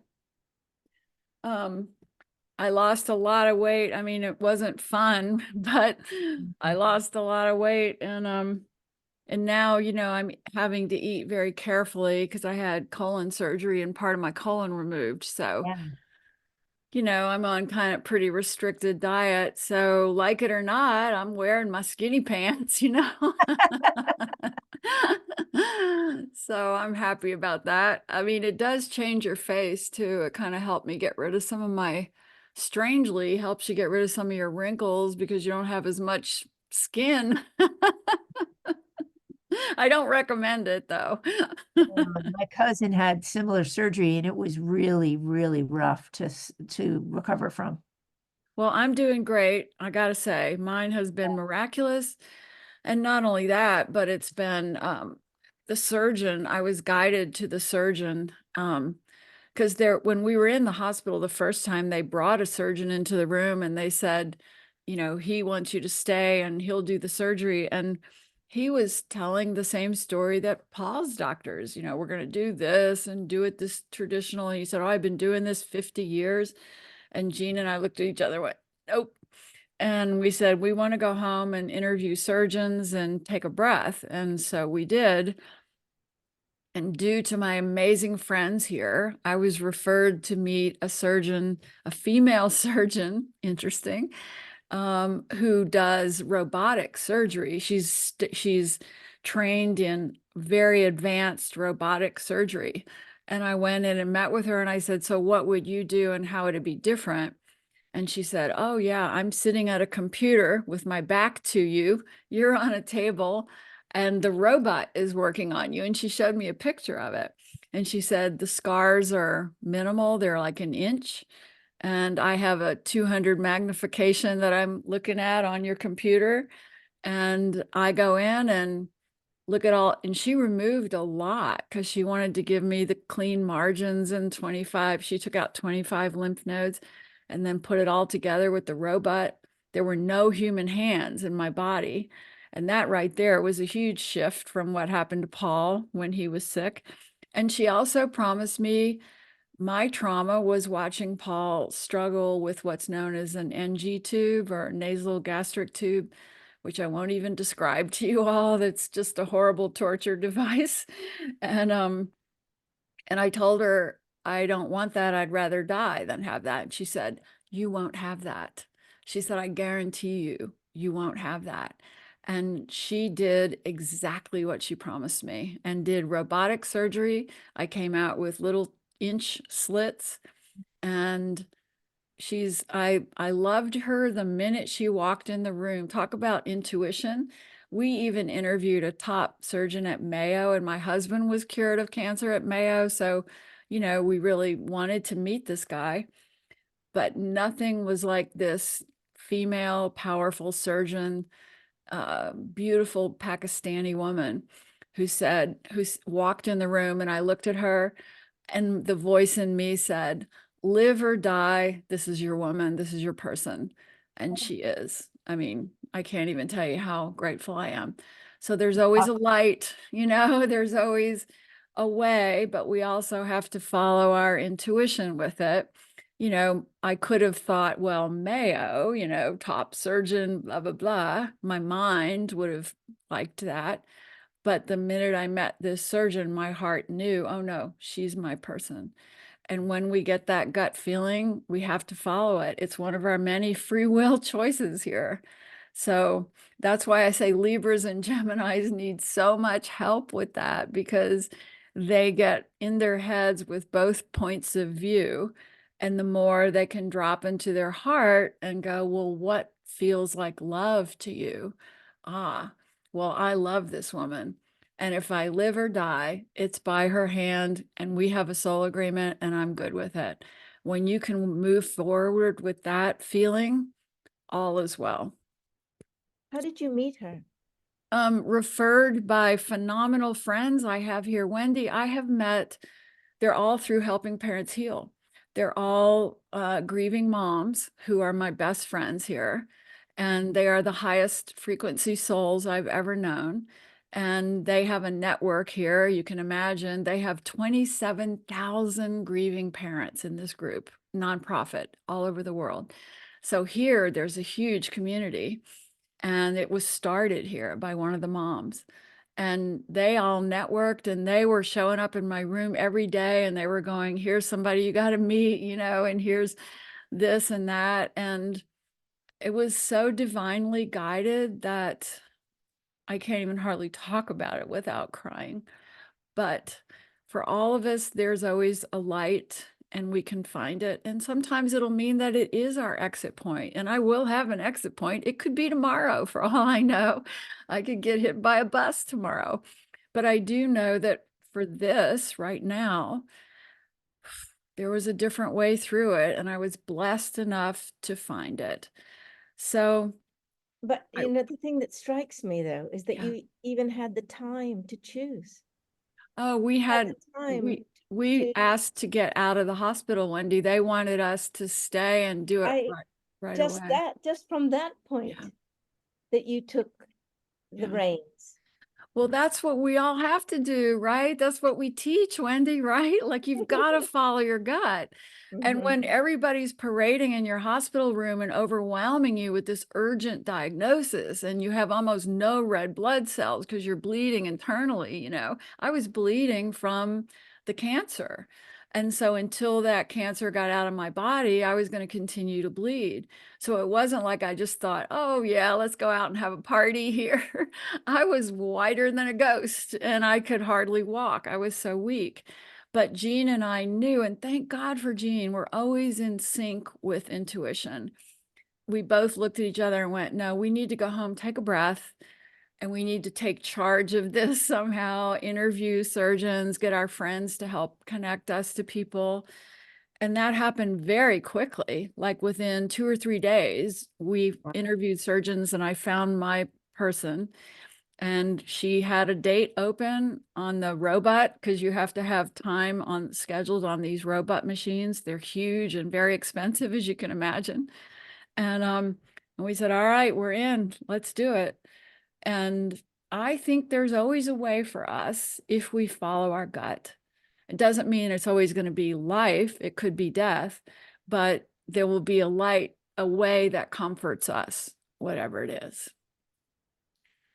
So I got to go see this surgeon for a follow-up on Thursday.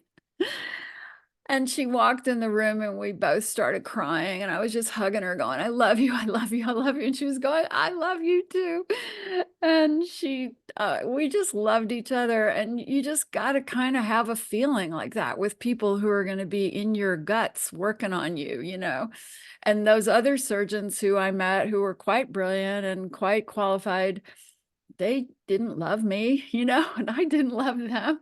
And I kind of needed that. I just needed that heart connection. And that's me. And that's how I get through life. So we can demand it too.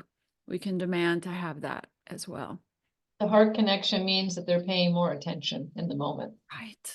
Yeah. And she wanted to know about my PTSD from Paul. The other surgeons thought it was irrelevant. And she said, tell me what you went through with Paul. And I explained it. And she said, that will never happen to you.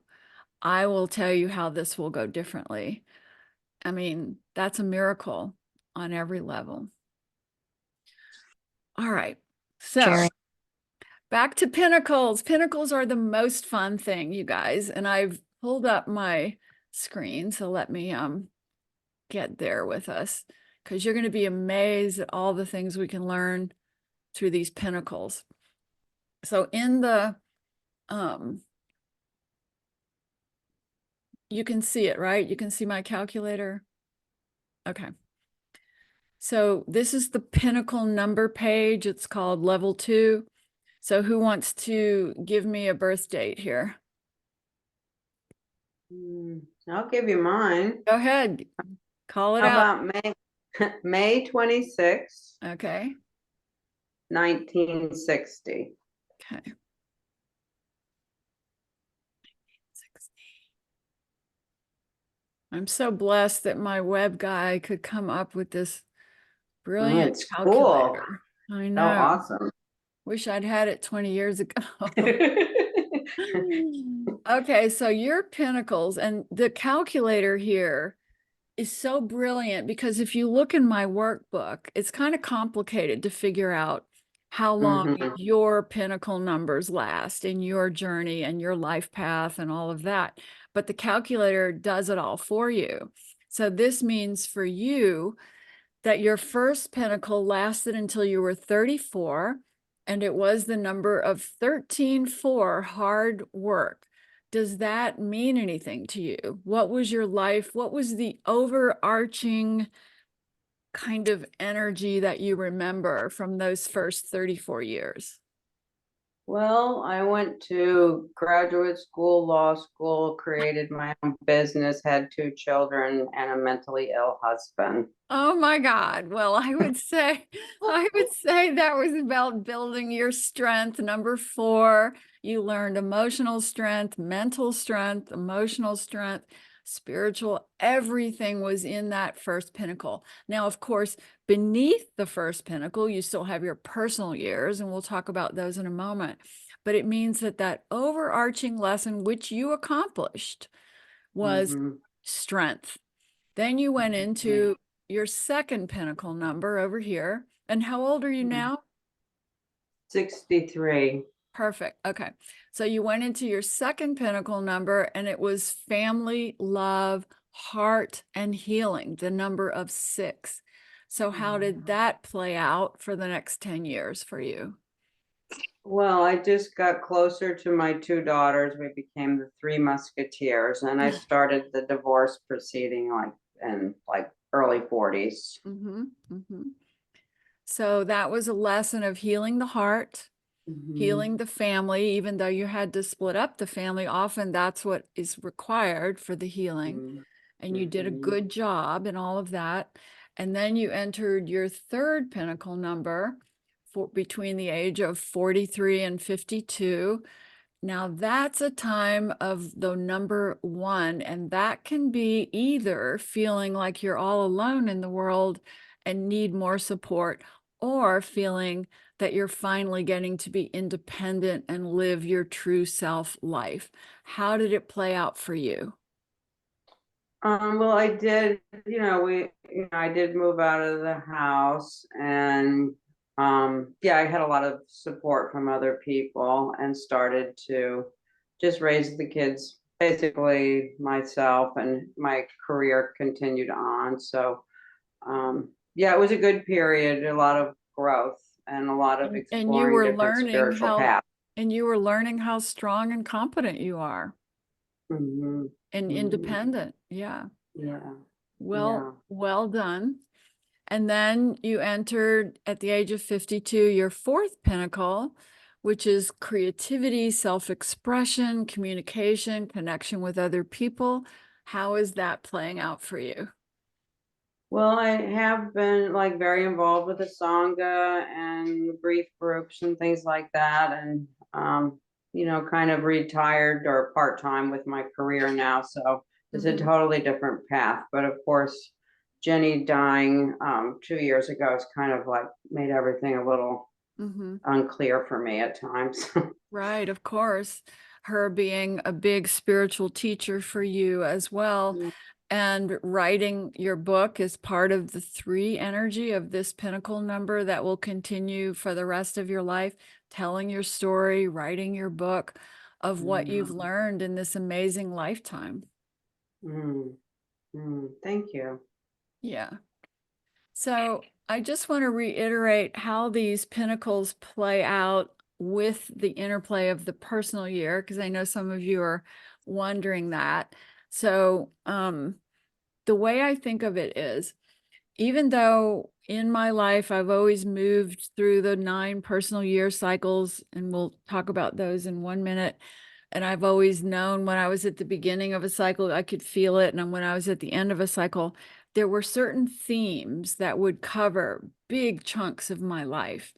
And as I look back on them now and see those themes, I can say, oh, well, the hardest time in my life for me, and this isn't true, everybody's pinnacle affects them differently according to where they are, was when I was a single mom and my ex-husband was trying to not help me in every way that he could, but I was under the pinnacle of the number 1. So I was needing to learn how to be okay by myself, how to wake up in the middle of the night when the fire beeper is going off and turn it off, how to deal with all the crisis of being a parent, but only doing it by myself. And I gained a tremendous amount of independence and strength and courage in my 1 pinnacle. And of course, I resisted it. I wanted relationship, I wanted family. But as I look back at that time, I couldn't be who I am today if I hadn't had to walk that pinnacle of learning my independence and to be okay on my own. So when we look at the big pictures of our pinnacles, even if we're not wanting that to be our lesson, it always turns out to be exactly what we need. Any questions about that? I have a Sue, question. go ahead. Okay, whoever was that, go ahead. Me, I think. Is it significant when your pinnacle, well, for me it's a 20/2, and this year my personal year is an 11/2. So like when the pinnacle and the annual year line Oh up. yeah, that's actually a very powerful time. So for you, you should really be feeling your sacred self, your intuition, all of that good to connection, not only to other people, but to spirit, to higher self, to God, all of that good stuff. And if you're single, it would certainly be a time of new relationship. Okay, thank you. Thank you. What Other is- questions? what is Go the ahead. what does the word pinnacle stand for? Why is it called a pinnacle? I don't know. When I first started studying numerology, I was taught that by my teacher, and I've seen it used in all the books. And I guess nobody's ever come up with a different way, but it's basically saying you're going to have all these interplays of soul agreements and gifts and challenges. But overall, maybe these are the 3 or 4 most important things you're learning in this life. And it also means to me that even if we kind of resist our personal years, maybe we won't make a change when we're supposed to, or however else we can try to resist our growth, the pinnacle is going to make sure it gets done. The pinnacle is going to come in and go, I know you want a relationship and that you're struggling being a single mom, but sorry, that ain't going to happen right now. The pinnacle is kind of like the overarching, keeping it all in place the way it's meant to be. Right now, my pinnacle is the number 7, Wendy. Can't get out of that one. I got to learn spiritually. I've got to be paying attention to spirituality every day at every moment. That is my final pinnacle in this life. And boy, life calls you to that when you forget. Any other questions about pinnacles before That's we? my final pinnacle number 2. Is it? Yep. Oh, Lydia, you and me, girl. I do have a question too, Sue, about so these pinnacle numbers follow the personal year type of reading on the number, right? Right. What it says. And then like my 4th pinnacle number is a 22/4. Oh, when does that start, Suzanne? Age 47. Oh, so And you're already in that. yeah. Oh, Yeah. well, girl, you better write that book you're talking about writing, right? Yeah, And it's you at the better publisher, right? and you got to start leading all those workshops. Right. Yeah. Yes. Thank you. So just read it as you do the Yeah. personal year numbers. Okay. Yeah. Quit going to the workshop, Suzanne, and start leading them.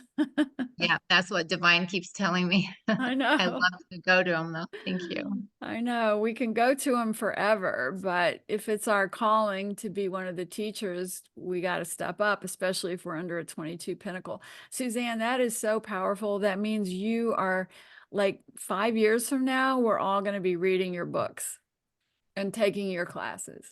Yeah, hopefully I'll be following in your footsteps. But I thought I was a 4, but then when I did the math right, it was a 22-4. Very, So. very good. Very good. Okay, there was another question, I think. Well, if you don't have a question, we'll just quickly look at personal years just so you don't have any confusion about that. So let me go back to my workbook here. I'm going to open that and then come back over here. I'm so proud of myself for being able to not mess this up too much. So, okay, so now we're here in Pinnacle year. And these are so fun. I mean, not Pinnacles. We're trying to go to personal year here. So when we come to personal year, this is something I have relied on constantly in my life, even when I've doubted the numbers. And we all walk away from numbers at times. And I've certainly, in my younger years, would go, oh, I just can't believe it all could be true, and I would walk away and explore other ideas. And then the thing that would always pull me back to the power of numerology were the personal year cycles. When I would have children or family members or friends coming to me and telling me about what was going on in their life, and the light bulbs would go off and I'd go, my God, it sounds like they're in a 9 year. And then I'd go do their numbers. And the way you do it is here. It's very simple. Again, you use the date of birth and you use the month and the date of birth, but you add it to the current calendar year. Now, this year is actually 2024. So our current calendar year is the number 8. And so when you add your month of birth and your date of birth to the current calendar year, you get a personal year that fits into your 9-year cycles. So when you look at those 9-year cycles, and I'm going to move ahead, and there's a page right there in the workbook as well about exactly how to calculate that personal year. And they have the same meanings as the other numbers we've talked about. I can quickly just run through them to make it clear for you. But when you go to these charts at the end, I've used these for every client I've ever worked with. They've been so helpful. And this is where you see how the personal years have played out in your life. So for example, if you're a 1-path soul, you use this chart. If you're an 11 or a 2-path soul, you use this chart. 3-path uses this. So I'll do mine. I'm using the 22-4 chart. And right here under PY means personal year. Over to the left, write the year you were born by that first square. For me, I would write 1951. And then you would see your personal year, and it's the year that you were 0 years old, the year that you were 6 months old, 7 months old, right before you became 1 year old. And then write your years of birth or your years of your life, calendar years, all the way through next to those squares. And then go to your current life, your current age. So I would I'm turning 73 this year. So I'm in a 5 personal year, and it's 2024. And so you would just make a note, this is where you are. And then you can go back and look at how the last 9 years affected you. Like that was when Jean got diagnosed with prostate cancer, and we had to sell our Colorado family home. And we thought, we didn't know what we were coming to here in Arizona, but we knew we had to do it, get him to Mayo. And he was healed. And here I am with the greatest friends I've ever had. And all that happened because we turned that corner of the letting go and the surrender and moved into the new cycle. And you can go back and look at all of your 9 years. That one was a Saturn return time. and just keep tracing them and saying, how did I react to those endings? Did I resist it? Did I jump ahead? Did I sense that it was coming and know that it was time to make a change? And you'll learn a lot from how you personally move through those 9-year cycles. And they're never designed to hurt us. They're always designed to help us. So for example, the person I was back here in the early years of my life has been through so many letting goes and reinventions and Saturn returns and growth points here again and again, that the person I am today, you know, I'm so grateful for, because I was not that person at the beginning of this journey. It's been an amazing arc of learning, and you can see it all played out in these charts. Amanda, did you want to ask a question? Yeah, just really quick. Is there a reason why you wrote, I see 0 years, then 1 year, and then the only other time you wrote it was 8 years old? Is it because 8 is significant, or? No, I was Or trying no. to, I was having a hard time creating this form and making it work within the workbook. So a lot like Okay, the line up here was supposed to go all the way across and it gotcha. didn't.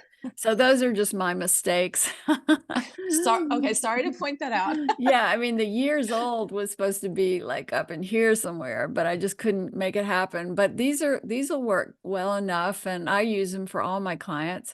But they give Mhm. you that soul view of your life. And it's so important. And Anne and Lisa have been, and Suzanne have been at my workshops where we're all looking at these charts and looking at and Wendy too, you know, looking at our reinvention cycles and our Saturn returns and sharing them with our neighbor in the workshop. And everybody's going, wow, you know, that was when I went through a divorce, or that's when my career ended. And you suddenly quit telling yourself you've done something wrong. And instead you start going, wow, those were preordained reinvention cycles. And I simply heeded the call. And so it takes away so much blame, so much self-doubt, so much everything when you see it laid out this way. Any questions? I have a question. It's Allison. You know, when I put in the information in your wonderful computer program, it comes up with personal year 21 or 3. Yeah. So, but then when I go to the back of the book and here for 63, the age 63, it says 2. No, it's the age you're turning that year. So for Oh, example, I don't turn 73 until September, but in the numerology of 2024, I am in a 5 personal year from January through December. And okay. my 73rd birthday is included in the year of 2024. Oh, okay. Gotcha. Thank you. And the next question that would follow is, does the personal year kick in January or at your birth date? So I've studied this and answered it a million times. And what I believe to be true is that it's like a wave of change, and it begins to, you even feel it in the fall. You can feel that changes are coming.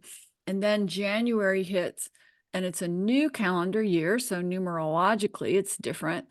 And it's a new energy. Everybody feels that new energy in January. We call it lots of crazy things, resolution, whatever, but it's really just a new energy coming through. The new universal number for this year, January, started the 8 universal year. So we feel that it gets added to our own personal calculations of personal year, etc. And what it means is around your birthday, though, you do get a heightening of the lesson of that pinnacle year that you're in.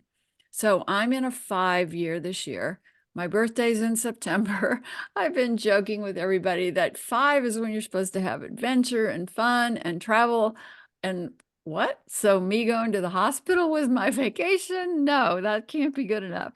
So I know that sometime around my birthday in September, either we're moving to a different house and changing our lives that way, or maybe I'm taking a beach vacation, but I know that the real energy of that 5, I will be taking note of it around my birthday very powerfully. So that's how I look at it. All right. I think, Amanda, do you have another question, or was that the old thing? I think that's the old one. Okay, great. All right, Thank you. so we did personal year, and I think you guys know, the 1 is the beginning of a cycle. 2 is when you feel connected to others who kind of walk the cycle with you. 3 is when you bring in your creative ideas and create stuff for this new cycle, connect with people. 4 is when you do the hard work involved in this cycle, whether that's writing a book, gathering content, creating a new job, going to school. The 5 is when you feel expanded and open and like, wow, now I'm really starting to reap the merits of all the hard work I've been doing. And then you go to the 6, that's often a time of health and healing and home and heart for the family, either falling in love or even caring for loved ones when they cross. All of that is part of the 6. The 7 then is our spiritual retreat. We're writing, we're in tune with spirit.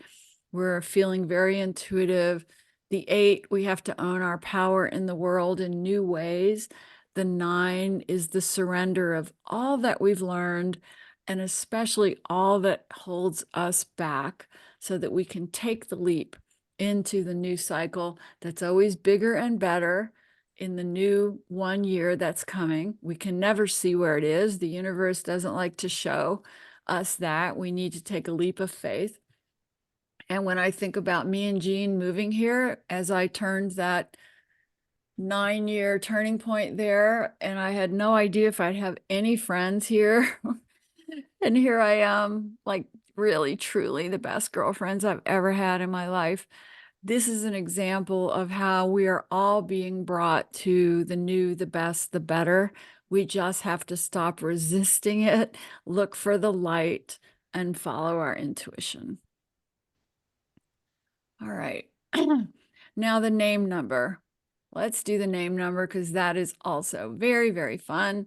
So again, I want you to go to your calculator because that is the easiest way to do this. And I'm pulling it back up here in our workbook too, so we can see it. So I was obsessed with name numbers back when I was, so be sure to go to the calculator and input your name number right now.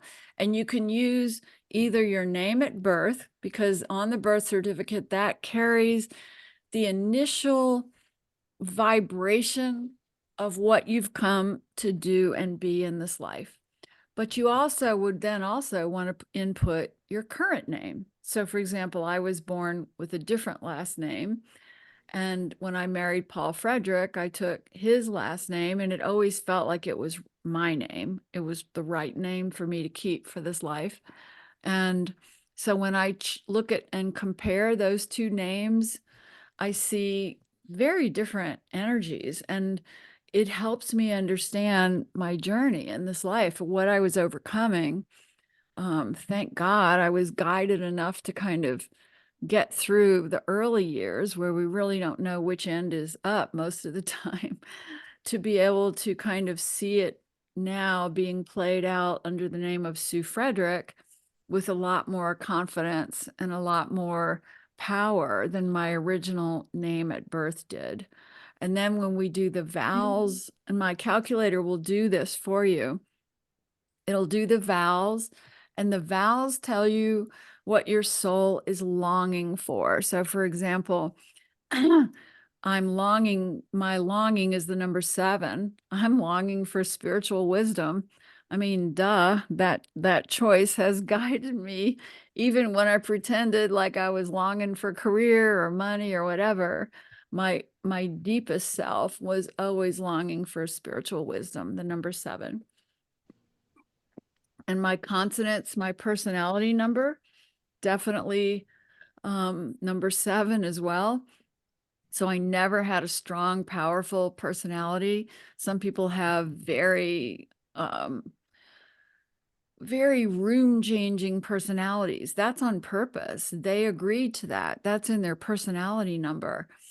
I agreed to the soft and quiet spiritual personality that can sit in the back of the room and nobody notices, because I was here to learn different things.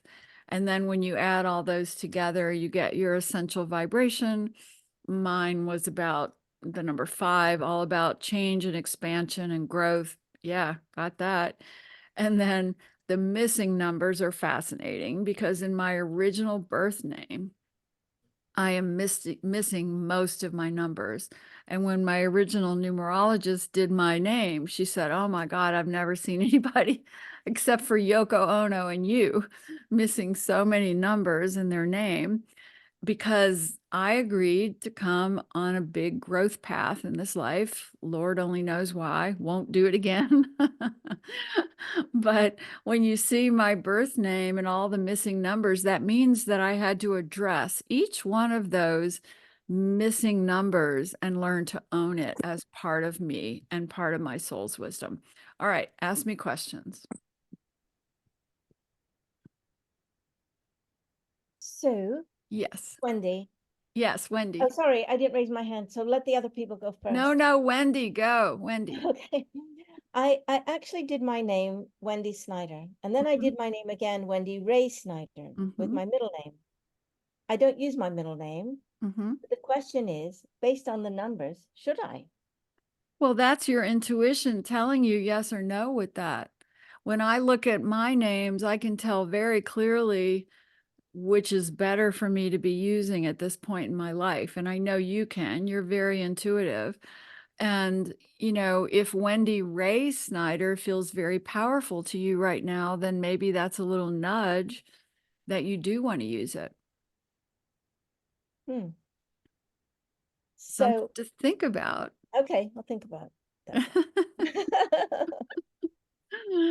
These are good questions. Anybody else? Wow, So if you go ahead. okay, power went out, so I'm on my phone. Okay. Okay.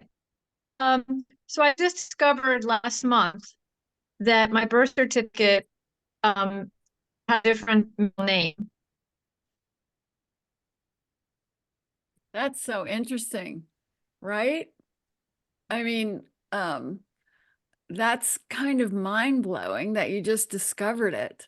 And that would also mean that you weren't meant to discover it until now. So as you look at that, what does it mean to you? What are you learning from it?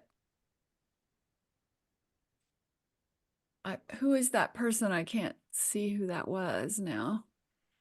Did her power go out again? Who was talking? I think I lost her. Lisa, go ahead. Can you hear me? I can hear you. Were you Okay. just speaking to me just now? No, I wasn't. No. I want to Okay. get the other Yeah, I chance. think we lost her. She said her power went out. So Lydia. I'm on my phone, so it's different. No, I'm fascinated by this, and I just wanted to get back to the personal year. I'm in a 5 personal year too. And you know, I've known you for so many years and studied with you and done this, and it just blows me away because it coincides with everything that's going on with my life right now, and it's pretty amazing.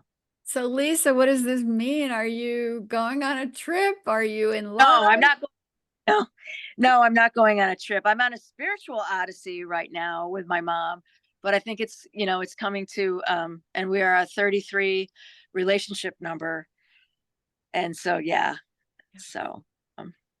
Well, someday you got to tell me all about it. Okay. Yeah.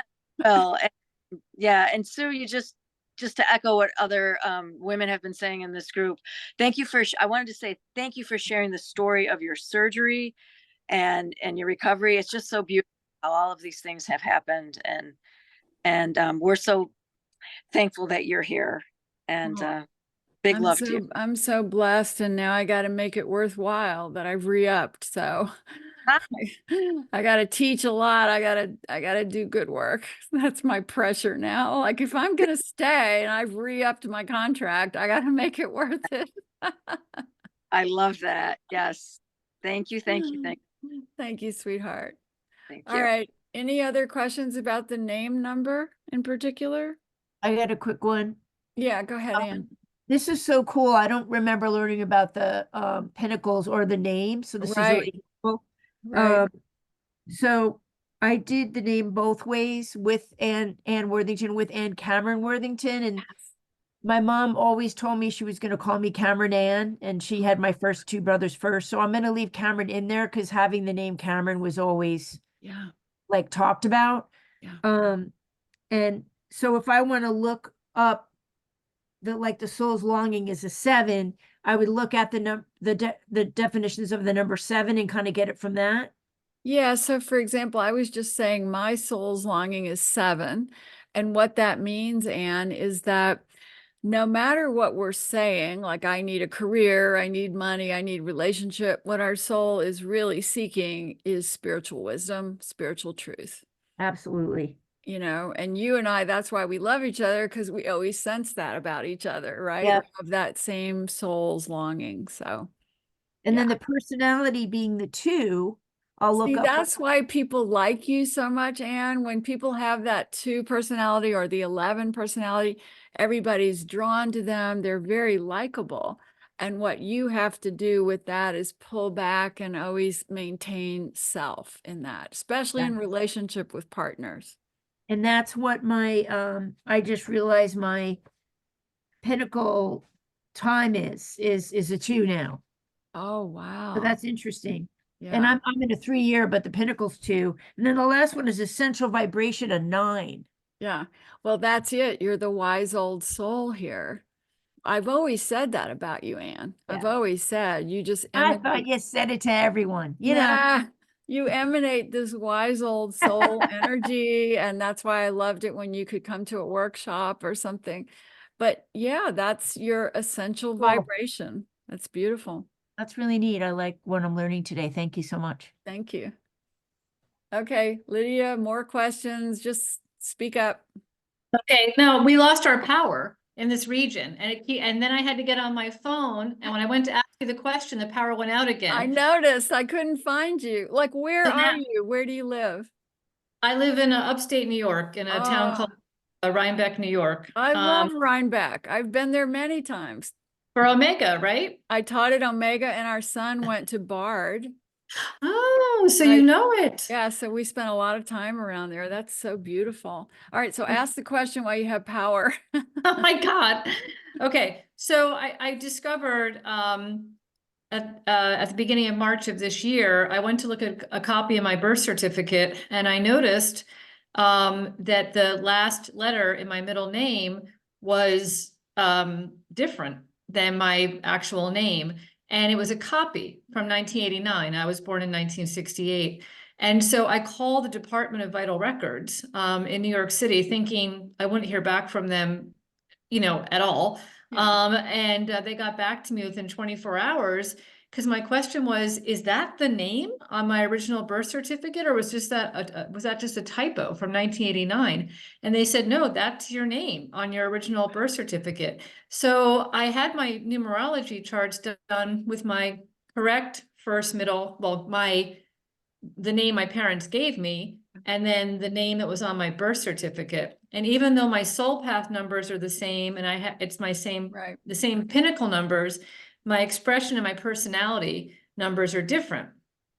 And so when I read both of those charts, I felt like the name that my parents gave me has totally been me, but that when I read my chart, that the misspelled name is who I'm meant to be in this lifetime. And that's how I read that. I love that.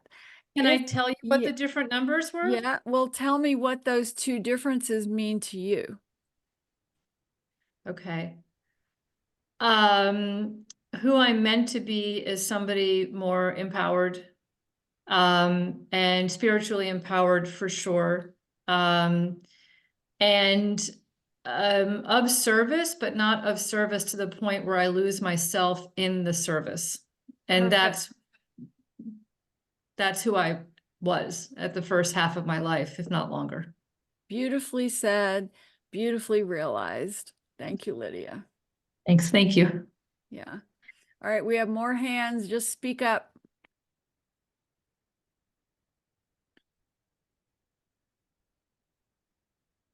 Well, Lydia? No, Lisa? I don't know if these are old hand raises or not, but Sue, I have another question. okay, Wendy, yes. After Lisa, is Lisa's hand still up? No, no. okay. Lisa, Wendy, you go. Just for clarification, again, I looked at Wendy and Wendy Ray. Yeah. What was interesting is that the personality numbers were the same, Oh, wow. but the soul's longing, if I use my middle name, if I don't use my middle name, it's a 1. If I do use my middle name, it's a 7. Wow, use your middle name, girl. That was what struck me. Like, Yes. how did I not know all this time I had that 7 waiting for me if I just use Oh, my middle that's name? so great. And then my name was a 12-3, but when I added the Ray, it was a 72-9. Oh, the old soul. So Wow. I don't know, did I want the 3 or do I want the 9? I don't know. See, you have to choose, Wendy. It is your life and your energy and your intuition, and that's the beautiful part of our free will. But I would say that you, to me, have always been seeking spiritual wisdom. That's one of the reasons we connected so deeply way back when and all throughout time together. So do what feels right to you, but you're all about that spiritual wisdom, Wendy. And I think we've known each other almost 30 years. Oh my God. How about that? Neither of us can be that old, Wendy. I know. I love you, Wendy. All right, we have more hands. Amanda, I think. Yes, thank you. Yes. I'm having a hard time wrapping my head around this. Can you speak to both versions of my name, missing 7 and 8? Oh, Like, well, how that's do I- really good. What that means is you're going to be drawn to master those numbers in this life. Amanda, so Okay. here you are in a spiritual workshop, right? You've been through stuff in your life that has caused you to go on the spiritual seeking journey. And then 8 is about owning your power, meaning you weren't handed power when you were born in this life, but your whole journey through pain, through self-doubt has been about owning that power financially, spiritually, physically, and emotionally. So those 2 missing numbers, when you address them, they give you everything. Okay. Thank you. Thank you. Okay, these are great questions. Anybody else? Yes, I do have a question. Susie, yes. I am having a hard time understanding like my name when it says the challenges revealed through missing numbers. How many missing numbers do you have?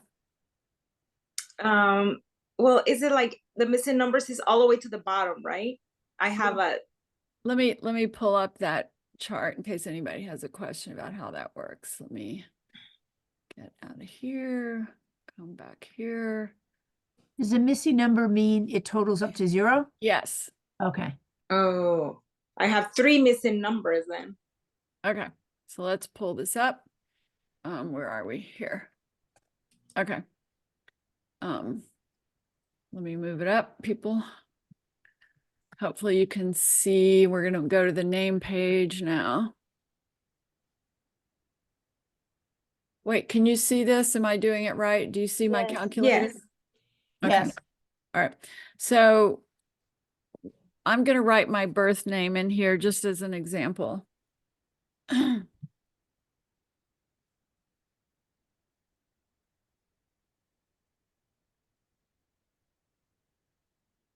Soul's longing 7, personality 7, essential vibration 5, growth and change, and missing.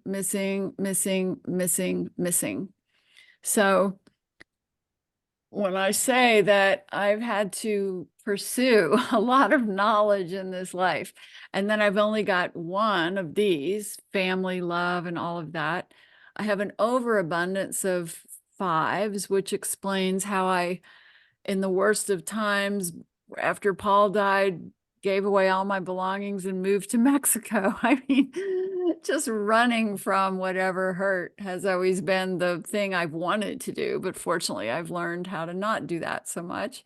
And then I've only got 2 of these. So when you look at all these missing numbers, what it says to me is, I grew up seeking answers and I never felt solid on earth. And I have a different way of looking at it in that I've been told I came here from the angelic realms, the higher realms, and that I had not spent a lot of lifetimes on earth as an earth-based soul, and that is even reflected in all these missing numbers, because I had to learn how to be human, how to play the human game. And that was part of my lesson reflected in these missing numbers. Now, each of you have a different interpretation that works for you, but you'll also know if it's true for you, if you've had other lifetimes, or if this is perhaps maybe your first few human lives, because maybe you came from the angelic realms, or maybe you're an interplanetary soul, you came from other galaxies. And so you've been trying to learn how to be on Earth. I know that's true for me. And I can say that, yeah, I've had to learn very basic things that most people who live here seem to understand.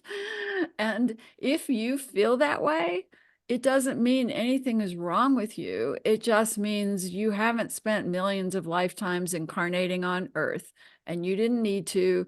You came from elsewhere, and you have a different kind of knowledge with you. And often souls like that don't even stay here long. I've worked with so many grieving moms, and their children came from angelic realms, or they came from interplanetary galaxies. They just did their best managing Earth, but they were never going to be able to go get that job and do the whole thing that we think is so important on Earth. They just had a different learning agenda. And when they accomplished it, they left early, which of course breaks all of our hearts. But they have accomplished their journey, and then they help us from the other side. So we have to drop any ordinary ways of judging our lives or other people's lives, because when we see it from the soul's view, the spiritual view, and especially with the help of the numbers, we understand there is so much at play here that we cannot begin to understand from the human viewpoint, the ego viewpoint of it. We have to surrender it to the higher self, the soul's wisdom, the God consciousness love that shows it to us in a completely different way. That is the only way we forgive other people. It is the only way we forgive ourselves. It is the only way we feel worthy here, is when we can say, yeah, I'm different from all those people. And yeah, maybe I can't do this or that, but I know my soul came in for different reasons and with different kinds of knowledge. And that's how we make peace with who we are. And I always say, if you're focused on learning to love your physical body, you're almost missing the point here, because none of us are perfect. We designed these bodies to bring us the lessons we came here to get. And we can spend our whole life trying to make the physical thing perfect, and it has nothing to do with our soul's journey and what we actually came to learn. And the same thing with our personalities. We may think our personalities are awful, or in my case, non-existent, has a 7 personality. But when we see it through the soul's view, we can go, well, it served me. It served my soul's growth. So 1 or 2 quick questions, and we're going to wrap up. Speak up, unmute, speak up. Okay, I've got one. I was just wondering when it, with the name calculation, it says the personality's 8, but then it says that that's the one I'm missing. Oh, that's really interesting. Yeah, that means that you came to have a powerful personality, but first you needed to learn to own your power. And from everything you've told us about your life, you certainly have been on that journey. Oh, okay. Thank you. Yeah. Thank you. All right. And Cynthia, I think. Yes. So I am new to this, and it looks like the numbers are always changing. Is there one that just stays with us? Is it our birth number, the Yeah, original? the original soul path mission, that first calculation we talked about from your birth date, and you can do that on my calculator. It's the first page on my calculator. I already got the numbers. I just wanted to Yeah, know. that's the one. And that's why in all my client sessions, I focus on that and the personal years. I don't go into all these other things because they confuse people who are new to all this. I've only been bringing these other elements in to more advanced classes, but when I work with a client, I'm about saying, this is what your soul came to do and accomplish in this lifetime. And that is reflected from your soul mission. Don't let these other numbers confuse you. Over time, they'll make sense to you. And don't forget, many of the people on here have studied these numbers with me for 20 or 30 years. So don't worry. Start with what's important, which is the soul purpose, the soul mission from your date of birth. And then when you're ready, look at the personal years. That part is very helpful as well. And it's fine if you just stick with those two pieces. And then when you're ready, you can add in some other things. And it's a lifelong process of learning through the numbers. Well, you did a great job, and the chart for your birth path, the last one, that's really awesome. And I already have a friend who's like, come on, I want to come over here and explain why that happened to you. That's great. That's really good. We'll do it. Yeah. So thank you Yeah. so much. It's been Thank a you. lovely class. And I'll add, I was at your Sedona class. That's how I got into this. Oh, that's right. Yeah. You were there in my final moments of, I had so little hemoglobin that it is a miracle I was still standing when I was there. Evan, it was so full of, the internet didn't work and the whiteboard, there was a whiteboard, but no pen. And you handled it with such grace. Thank you. Oh, that's really sweet. Yeah, when I went to teach the numerology workshop there, you guys, we got into the room. This was at the Sedona conference. They had no internet, so nobody could use their phone to do the soul path calculating. They had a whiteboard and no pens, so we couldn't find anything to write with. There was absolutely no way. And so I had to hold up a big piece of paper that somebody had that I would write things and hold it up. Wow. And then, of course, I passed around some workbooks and everything, but it's amazing how when all the technology is gone, it's a lot harder to teach numerology, but we did it, Cynthia, we did it. So, all right. So as we end up today, I just want to say all of you have been a blessing in this class. I've been so grateful for every minute of it. Let's come together and I'll pray us into a space of gratitude for this. I also want to encourage you, as I said earlier, I am no longer hardly doing private sessions.